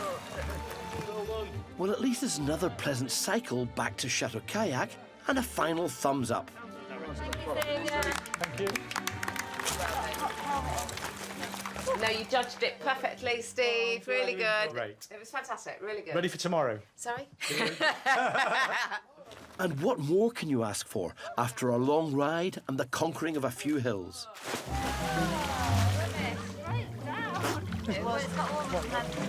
Oh, right, yeah, it is warmer. Is it? Oh, it's been fantastic. I've really enjoyed it. I've really enjoyed it. And I think everybody else has enjoyed it too. It's been great. With everyone cooled off, now on to the next stage of the tour, Angela's dinner. This is the liqueur from the nut lady. So it's made, I guess it's made out of hazelnuts. Just do a quick toast then to the first day of tandeming, the first day of our type of business running tandem holidays in France. Yeah. And cheers for sticking with us. And, That was a great day. All I did is put the electric motor on, that's all I can say. With the food and drink also going down a treat, Angela and Steve have got the approval they were looking for and can now advertise their tandem holidays to paying guests. Well done, chaps. An excellent job. I think we've done very, very well. Well done. Cheers. I think I might have to have a kiss. Oh, my goodness. Kiss as well. Thank you. Next time... Hello! Angela and Steve get a visit from yours truly. Hold on. That is amazing. And I'm in for a shock. So you've been hit by lightning? Loads of times. You said that very casually. Tim and Chris put on their first gastronomic weekend. So we're going to start with truffle risotto. And take their guests to a food festival. The main event is still yet to happen. Where the local streets get rammed. And Belinda and Lee put on an event for 60 paying guests. Who's looking after wine? No one. I'll go off and do it. I'll do it. I'm on it. But have they bitten off more than they can chew? I don't know what's happened. They're meant to be on table 5. That's why this has all gone wrong. Sorry, it's all... Pardon.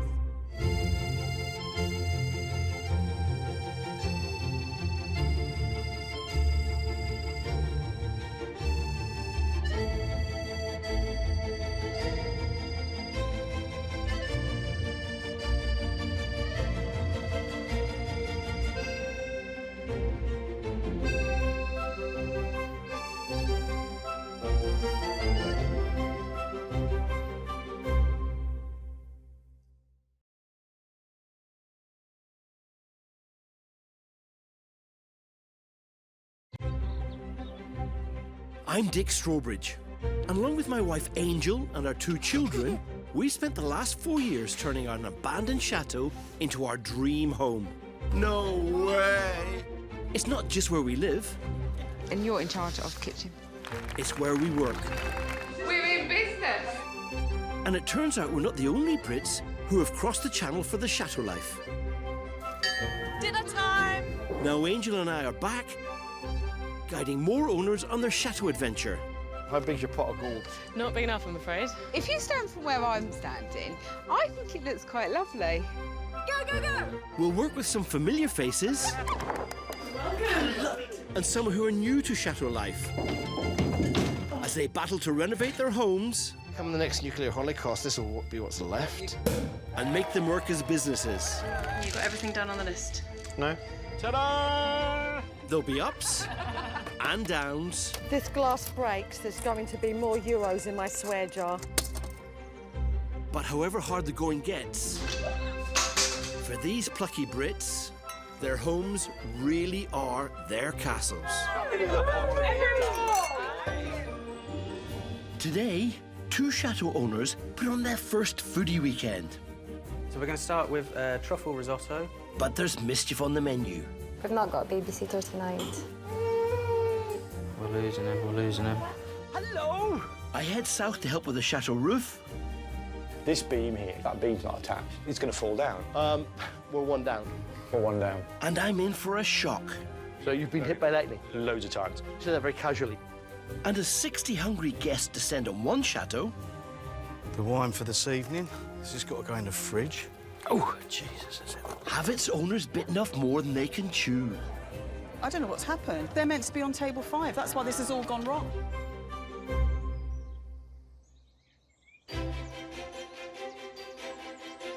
Trying to get any chateau business off the ground is difficult, but it can be incredibly rewarding. A South London couple, Belinda and Lee, are discovering after buying the delightful 15th century Chateau Marois in 2015. I love it. For me, this is part of my dream. It's part of living my dream, actually, because I'm doing what I always wanted to do. It's quite a nice bouquet, isn't it? At 7 o'clock in the morning, you're taking your first gin and tonic. It's No. just unbelievable. Not doing that. Sitting pretty in the north of Nouvelle-Aquitaine, the chateau has 5 buildings in its grounds, including a cottage Belinda and Lee call home, and a main house they've recently opened as a holiday let. When we were both working in our careers, I remember us saying to one another, it's a good job we don't work together because we're never going to get on. Is that too low? Well, it's slightly skew-whiff as far as I'm concerned. But actually, we're managing quite well. Yeah, Wouldn't you say? yeah, I would. I'd agree with that. It surprises me. Me too. Yeah, I didn't think we could work together, but we can, and we do. We row a little bit. You do.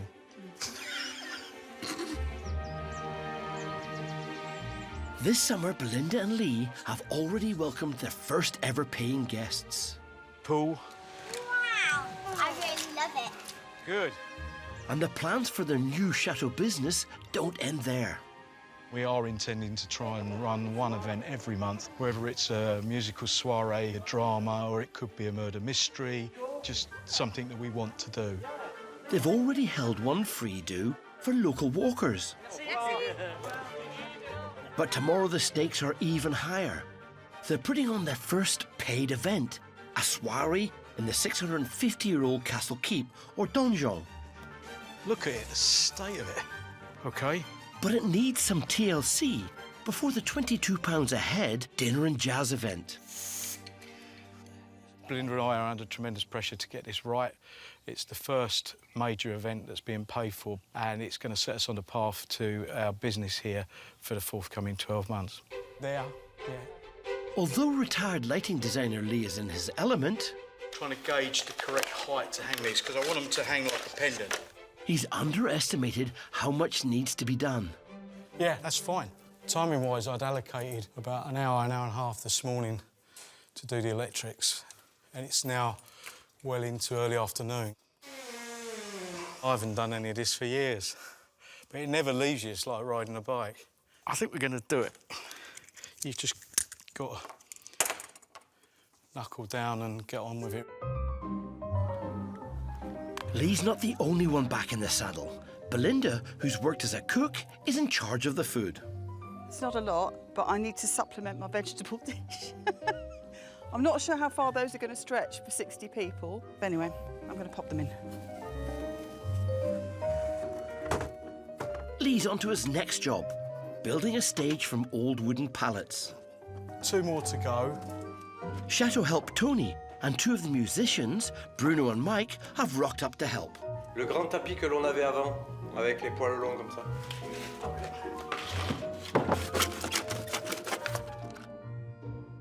Huh? Splendido. What's that one? In the kitchen, Belinda's rustled up a 4-course dinner for 60 guests, all kicked off with canapes. We're doing these little smoked chicken cups. We're doing smoked salmon with cream cheese and dill pickle to go on the top. But it's time-consuming.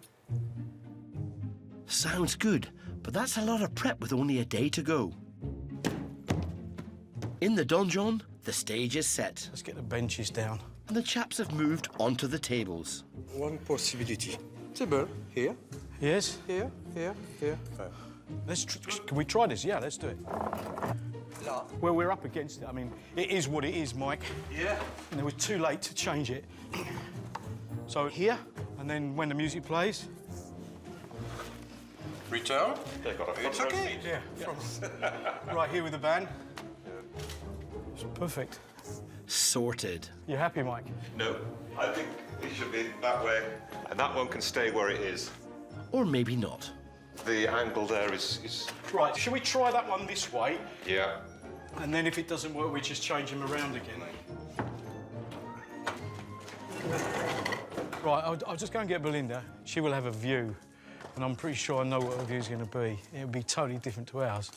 Right, basically, we've changed the table layout 2 or 3 times to suit the larger stage. Always good to call in the boss. Asseyez-vous là. Là? Now. Where's my Lena? That's OK. Go on, get through then. Oh. Yeah, but I don't need to get through there because what we're doing, we're we've got a serving... platter in the centre. We're giving platters in the middle of the table, like this. It's all right, it's fine. It's good. C'est parfait. Oui. Another hurdle overcome.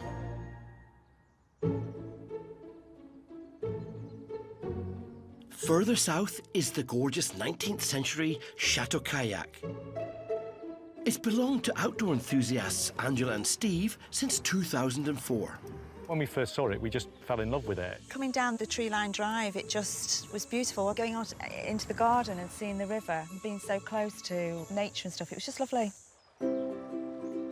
Set beside the River Lot in southwest France, over the past 14 years, they've renovated the 20-room chateau into a luxurious holiday let and home. The biggest surprise is how big each job is, and it's always 4 times bigger than you thought it was going to be. It takes longer, costs more, everything's big. But for Angela and Steve, the graft has been well worth it. Another big surprise is just the fact that it starts off quite daunting. Almost you feel maybe it was the wrong decision. Well, crazy, maybe the wrong decision, and then you suddenly realise that you really, really love it.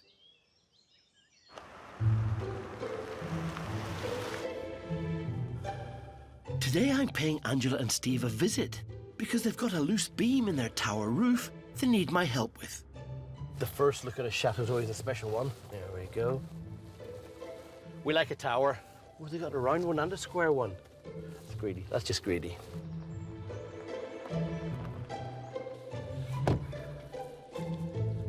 Hello! This is absolutely gorgeous. Oh, hello. Hello. Really pleased to meet you. You have really worked hard, haven't you? Been here, what 14 years. Yeah. 14 years. Come and have a look. Hold on. That is amazing. How beautiful is that? It is stunning, isn't it? The shadow's all right as well, but the view is gorgeous. Excuse me, heading off here. You can never get tired of this, can you? I never get tired of it. Before we tackle the roof problem, I can't resist a quick nosy around. That's stunning. It is absolutely gorgeous. That is the River Lot. It's a big old river as well. It's a big old river. Come and have a look. Right. You have access to the river. We do. Our own private little access. Can I just say, I'm just a little bit jealous. Just watch here. You go there. It's perfectly safe. I made this, so... You made it? Yes. You didn't tell me that before I stood on it. I got to tell you, it is stunning. Thank you. It is stunning. That means a lot coming from you. So far, I've just done nothing but take it all in and love it. We're not getting any work done, Steve. No, not getting anything done. I've got my gear on ready. Yeah, well, I'm ready. I'm ready to work. Good, let's go then. I could stand here all day, but it's time to look at that dodgy beam in the tower. The thing about chateaus, there's always stairs. Lots of stairs, and we've got more to go, actually. We're going up further. Right. Here we go. We're at the top. Look at it. I know. Thing is, Angela, every time we ever come up here, always goes, this beam here, she says, that beam's not attached. And she says, it's going to fall down. And I keep saying, I don't think it's going to fall down. But obviously, you know, it'd be interesting if somebody else's opinion. Well, that's supposed to be in that hole. Exactly. OK, looking at this now, well, from the outside, the roof looks nice and straight, which is the edges where the roofs come together. The two bits of the roof come together, all the way along those edges there where the two roofs come together. They look good, OK? And in fact, all the way around, they look quite solid. That beam is actually a weight bearing. So, at the moment, it's not. No. So, we're one down. We're one down. A load-bearing beam out of position is serious business. We need to get it repaired, and fast.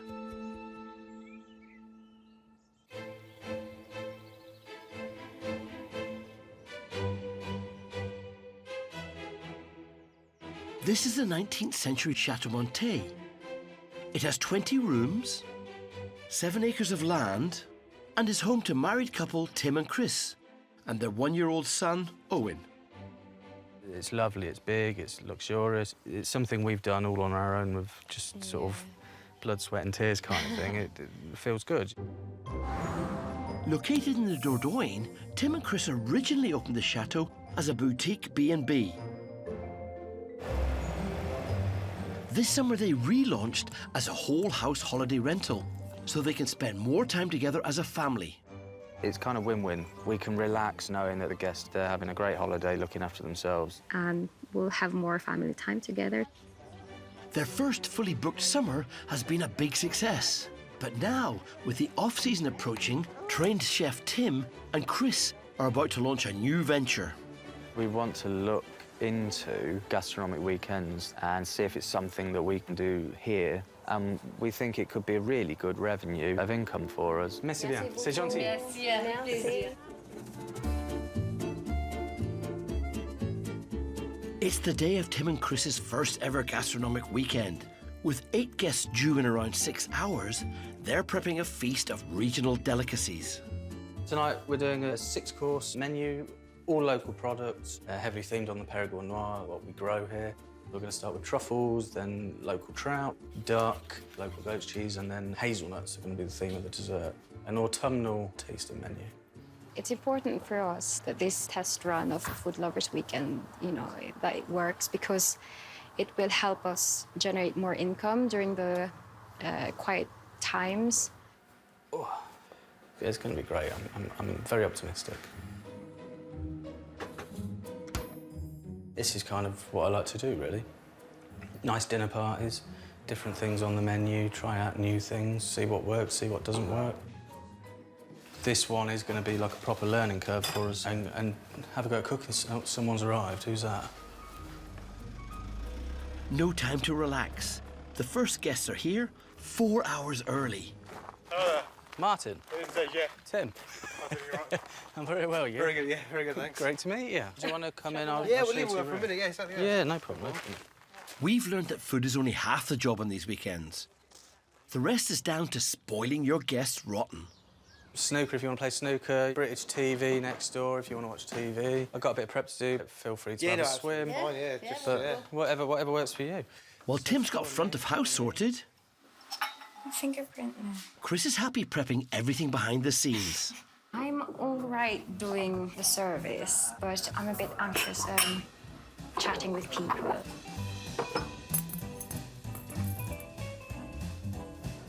As Tim tries to crack on with the food, more guests arrive.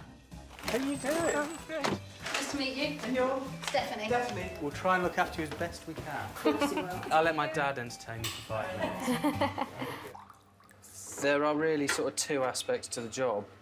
One aspect is giving people a really good product, but the other aspect is the hosting side of it. And unfortunately, you can't cook and host. We're too busy to really do that, so you kind of have to hope that the guests get on well and can kind of generate their own conversation. Fingers crossed, I think they should have a very nice time. I think they should all get on quite well. Here's hoping, because their son Owen is going to need entertaining too. We've not got a babysitter tonight. I think the biggest pressure we're going to have on us tonight will be the baby commitments. I think we're both a bit kind of anxious about how we're going to juggle that and keep on top of him as well as the guests. I'm hoping that we can kind of juggle the baby between us and manage to keep the food flowing. Hoping that everything goes well. But yeah, it will go well. It will be all right.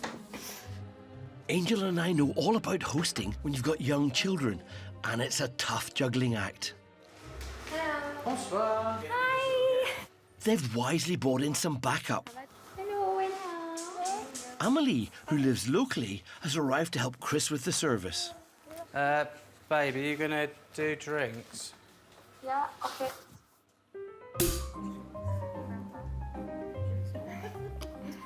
If we can aim for past, that would be great. Perfect. With the guests settled, their first gastronomic weekend is off to a start. I'll just put my head in and just sort of say what the menu is. And then I'll pretty much leave it to you from then on. You're the boss. What? Bon chance, guys. Sounds like it could be an interesting evening.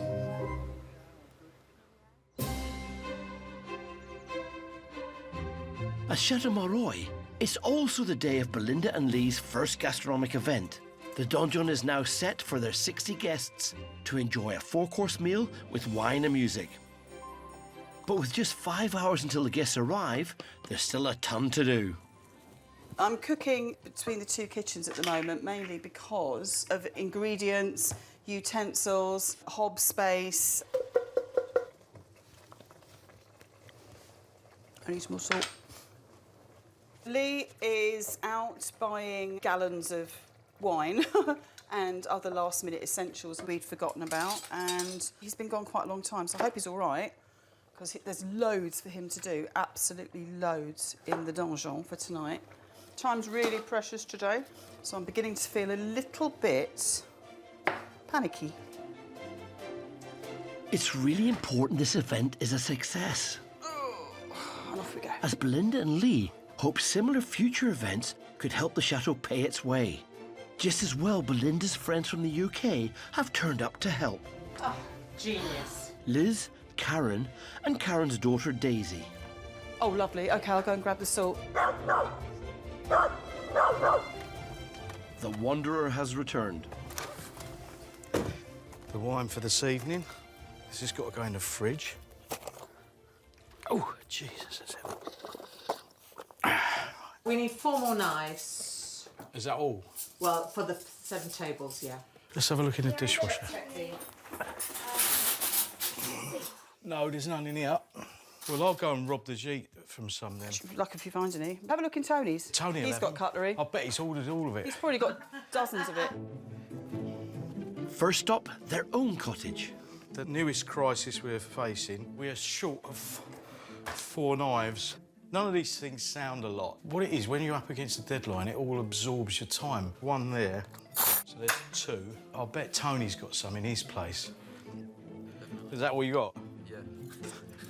You couldn't write this stuff, could you? We've just about scraped 4 knives together. It works. OK, it works. Good. Phew, crisis averted. Oh, well done. It's the last 4. Tony had 2 and there was 2 in our Jeet. But what do they do for the cheese? Cheese knives. We've got some cheese knives. 60? No. There's a load of cutlery over here. I know, but they're for the cheese plates. They're not for individuals, are they? No, they're for going on the cheese plates. Exactly. She's a bit hot under the collar, but that's to be expected. In the plate rack. Oh, yeah. Today's very important for us because this is the first proper event that we've held with paying customers. So if this event doesn't work, our future reputation on other events could suffer quite badly. Tonight's really the acid test of whether we've got it right.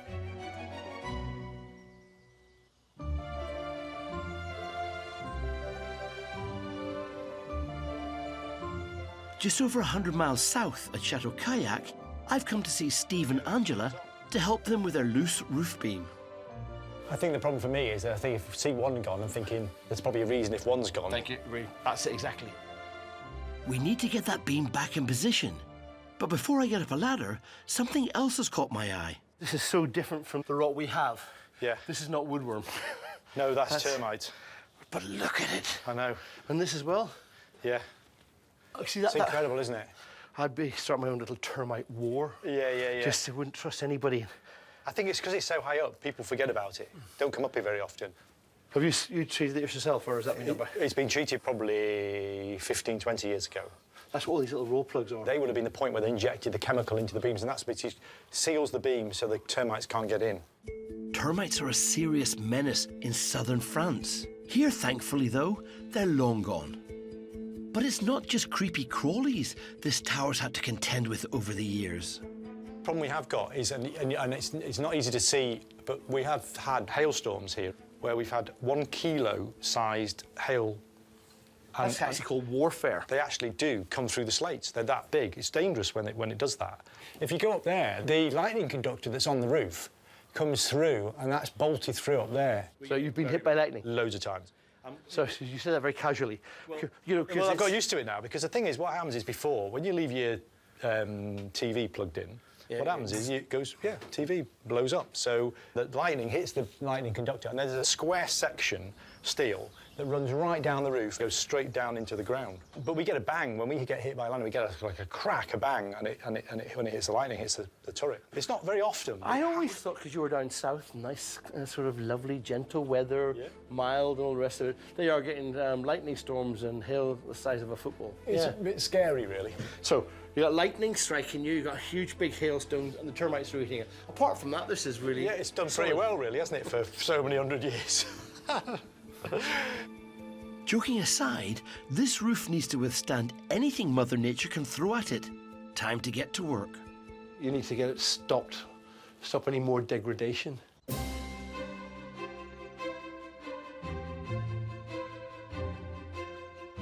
At Chateau Morroy, South Londoners Belinda and Lee are now just an hour away from hosting their first ever paid event.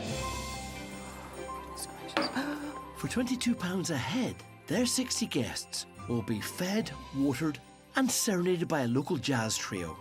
Belinda and I are under tremendous pressure to get this right, and it's going to set us on the path to our business here for the forthcoming 12 months. With the guests about to arrive, it's all hands to the pump. Well, canapes.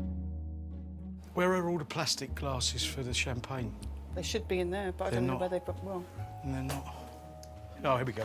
Here we go. Sorry. can you not get someone else to put those out while you get changed? Yeah, that's exactly what I'm going to do. You get changed now. Yeah. Otherwise, we're going to look terrible, both of us. OK. There was something else I came in here for. I can't remember what it was. Doesn't matter. Look lively, guys. Your first guests have arrived a bit earlier than expected. If you go back to the table, I'll bring you an apero. Mike's playing some music in the All pool. right. All Okay. right. So bear with me for 2 seconds. Okay.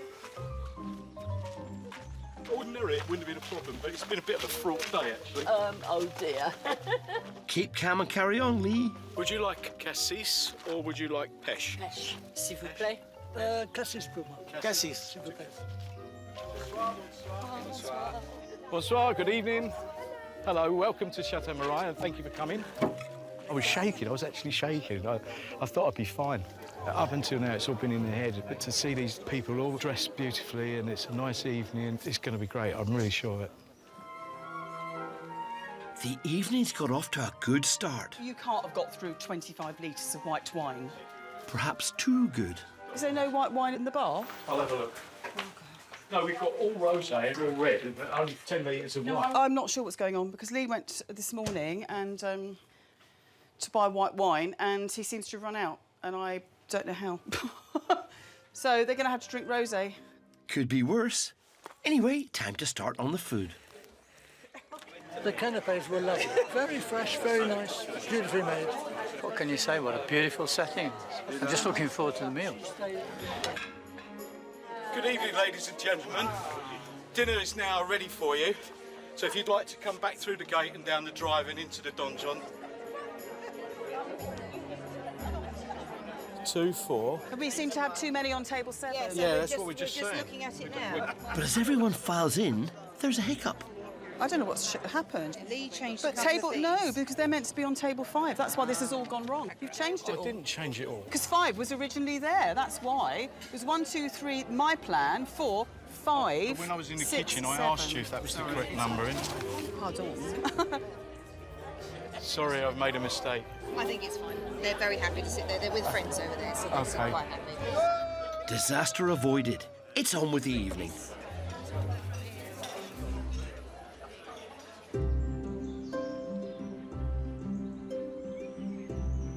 Should we smell it? Yeah. Okay. At Chateau Kayak, I'm giving Steve a hand with a loose beam in his tower roof. You're going to go and have a look? Of course not. You can't keep me down now. This is where it gets interesting, isn't it? Yeah. If we go inside the beam, you see, this is what's left of that. Yeah.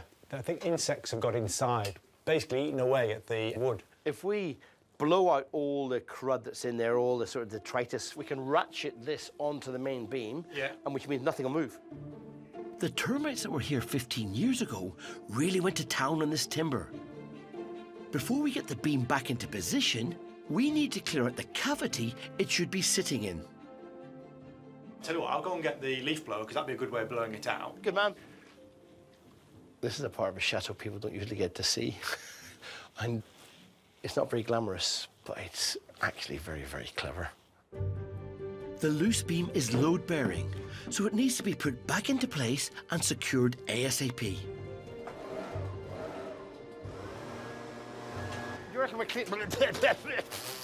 You reckon we're clear enough to actually put that into place now? I think that's great now. I have. Okay. Make it. So basically, you're going to throw that inside the top of those, all the way around. Run round there. Yeah. See where your right wrist is? Yeah. That's where you want the corner of your ratchet. The higher you are, the better. That might be all right. Yeah, good. And make sure you're feeding it in nicely and flat. That's pretty tight, that, Dick. Does that feel safer? That's not going to move anywhere. Brilliant. Job done.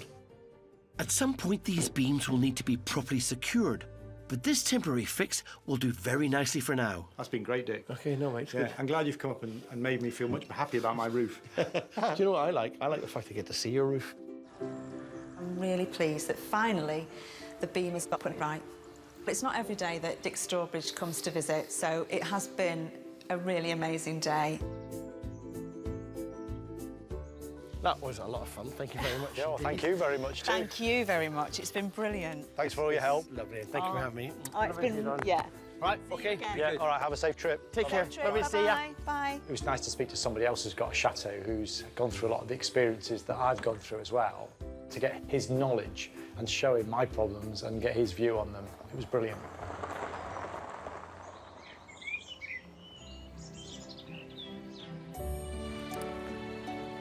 It's been a busy summer for Angela and Steve. OK, guys, we're just going to pull up over here. With the guest room refurbished and the new outdoor ventures road tested, they're now better set up than ever to make the chateau pay its way. Oh, it's been a really interesting year this year, isn't it? Who wouldn't enjoy being out in the southwest of France? Beautiful weather, it's a nice place of life. Being with your wife the Being whole your wife, time. doing all these jobs with my wife, getting told what to do all the time.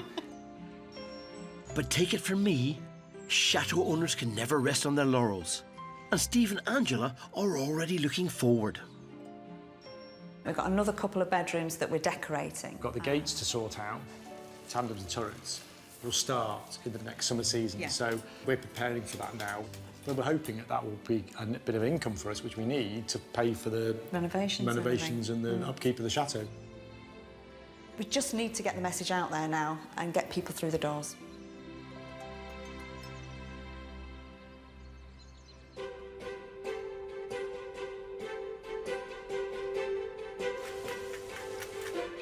At Chateau Montet, Tim and Chris are about to dish up their first gastronomic weekend. So we're going to start with truffle risotto, which has got fresh truffles, black Perigord truffles. Then we're having local smoked trout, followed closely by Café Gourmand, which will be hazelnut and chocolate mousse. Trained chef Tim is hoping to wow his guests with a gourmet 6-course evening meal of regional delicacies. Brilliant. OK. All right. Enjoy, enjoy. It's a trial run, and if it works, They hope to hold more weekends in the off-season to generate much-needed extra income. That's all that. That's nice. The guests are tucking in happily, oblivious of the juggling act going on behind the scenes. Getting cranky, mate. We're losing him, we're losing him. Without a babysitter, it falls on Chris to keep Owen entertained. Babe, in the fridge, there's some pinky purpley looking cress. You gonna have Daddy, Owen? He's just starting to feel a little bit bored, I think, so he wants to play with everything. But as of now, he's okay, and he's not shouting yet. Oh! Chris is busy, so it's down to Amelie to do the clearing. So it's, Smoked trout. yep, locally caught smoked trout.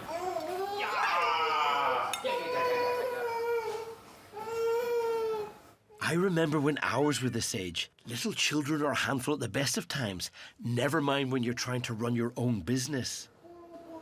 Although the guests seem blissfully unaware of the little mischief maker in the kitchen.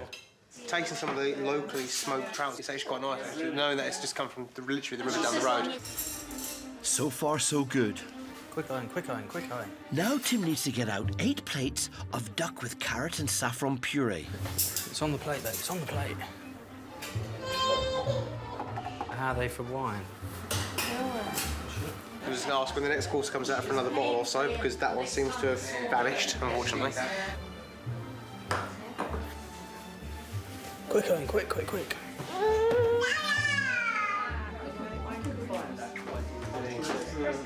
Here she is. Amelie, c'est possible to faire un peu de babysitting? Owen's just getting a bit itchy because he's really tired. So I'm trying to run and get it served as quickly as we can. It's all very busy in the kitchen, but the guests are happy helping themselves to the wine. Whoa, that's lovely. As Owen has left the kitchen, serving the dessert, a hazelnut and chocolate mousse, is child's play. Finally, Tim can enjoy some well-earned praise.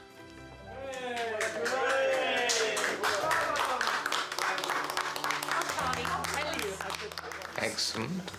The presentation was superb. He's clearly a very good chef. The food flowed, it was good. The wine eventually started to flow once I reminded them that one bottle had gone. Everyone ate everything. Yeah, that's a positive sign. It was a little bit less organised than I hoped it would be. I think it was kind of a service thing. But we got there. We did it, didn't we? We did it. Well done, guys. Now for the rest of the weekend.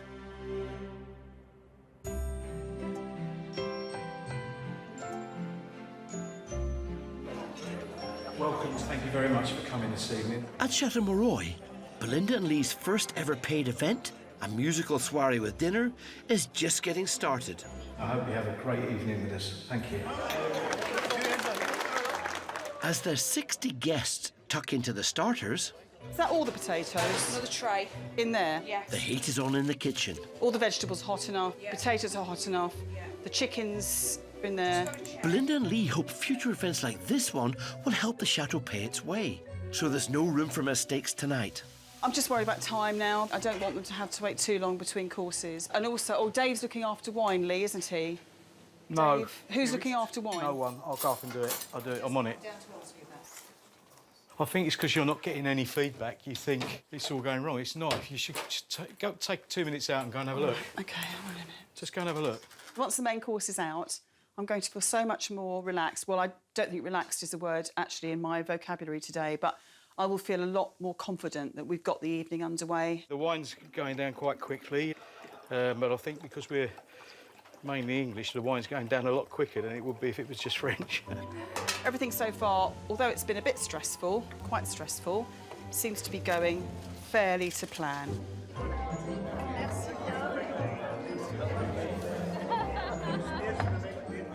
It's the last one. The last platter is going out. That can be one when you've done that. Despite a few hairy moments over the last 24 hours, Belinda and Lee's first ever paid event is going swimmingly. Home-cooked food, wine and music, clearly a recipe for success. I really appreciate the scene, the castle. It's a very good idea. Little by little, people of the region will come, I hope. Beautiful place, lovely surroundings, excellent food, entertainment, definitely to be repeated.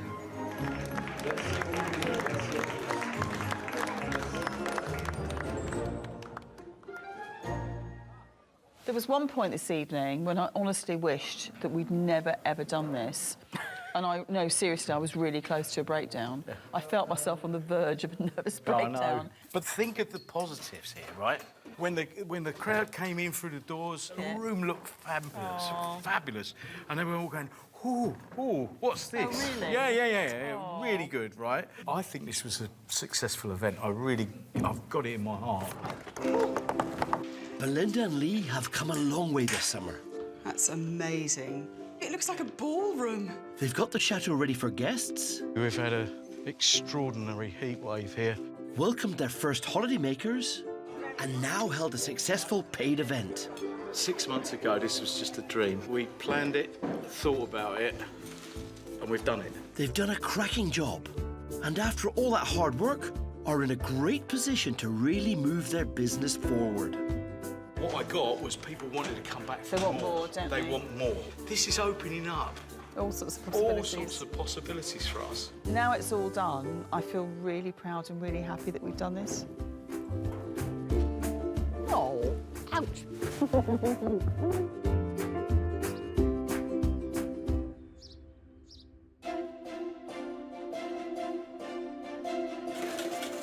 At Chateau de Mitim in the Dordogne, it's day 2 of Tim and Chris's very first gastronomic weekend.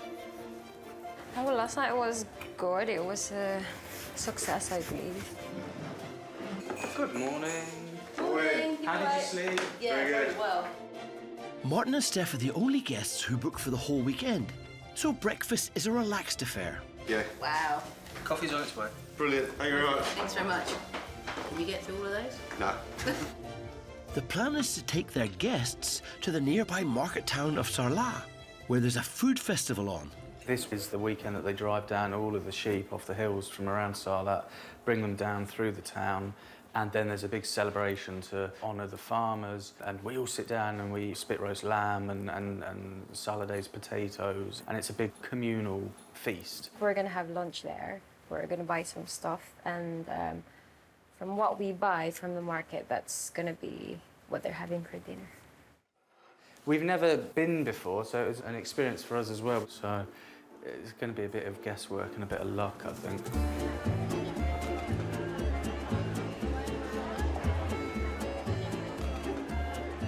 Saladay's potatoes, they cook them in duck fat, and it's sort of crispy on the outside and then soggy in the middle, you know. So, absolutely. Definitely up for that. With produce from all over the region on display, the Sunday morning food market at Sarlat is in full swing. So there's all your truffles. You come back here in January, this will be a massive truffle market. And Chef Tim is happy as Larry. Having Tim about to guide us where to go, point things out that, as a normal tourist, you may not appreciate or even see or recognise. It's handy having someone like that with you, definitely. The main event is still yet to happen. It is believed the sheep may be coming in about 5 minutes. Oh. The sheep are a couple of kilometres away, and they're meant to be coming through that gateway there. So when they get here, we'll see what happens on this sheep festival. Don't quite know what we're expecting and what they're going to do, but we're here waiting for it. 11:30. Oh, perfect. 45 minutes. What could be better? Wait much longer, and it'll be Tim who's sheepish.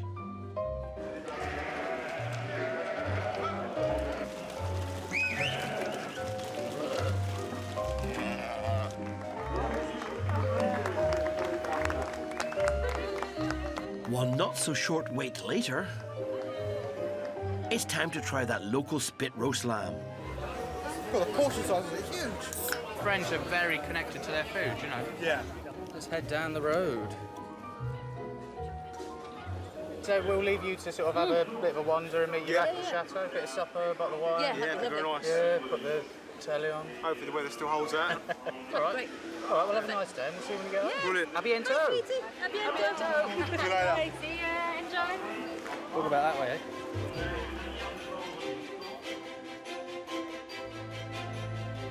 Back at the chateau, preparing dinner, Tim's thoughts are already turning to the next gastronomic weekend.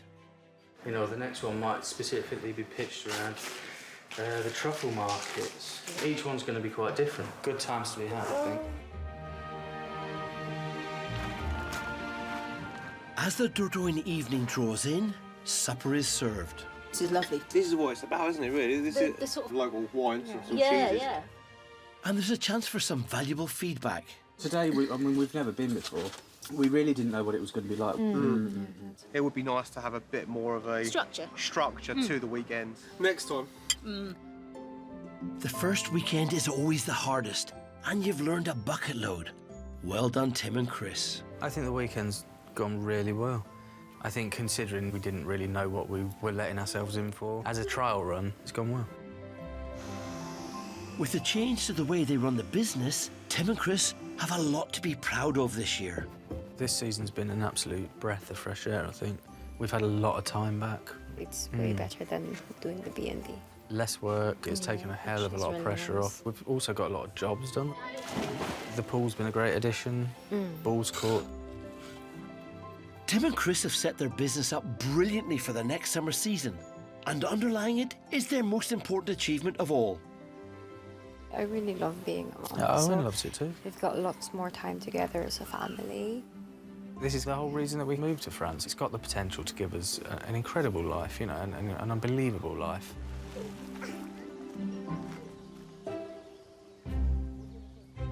Next week, Hang on, there's quite a lot of water leaking out of this tap, Tim, right now. we'll follow another bunch of intrepid chateau-owning Brits. We've got 14 bedrooms and we slept on the sitting room floor. It's so glamorous having a chateau, isn't it, eh? A DIY fanatic starts her latest renovation project. Whatever you do and you account for, just double it, double the time. And one couple battles to keep their wedding business alive. Oh, there we go. Little accident. As they risk it going down the drain. To be honest, it doesn't get much worse than this. It's just mushy hair.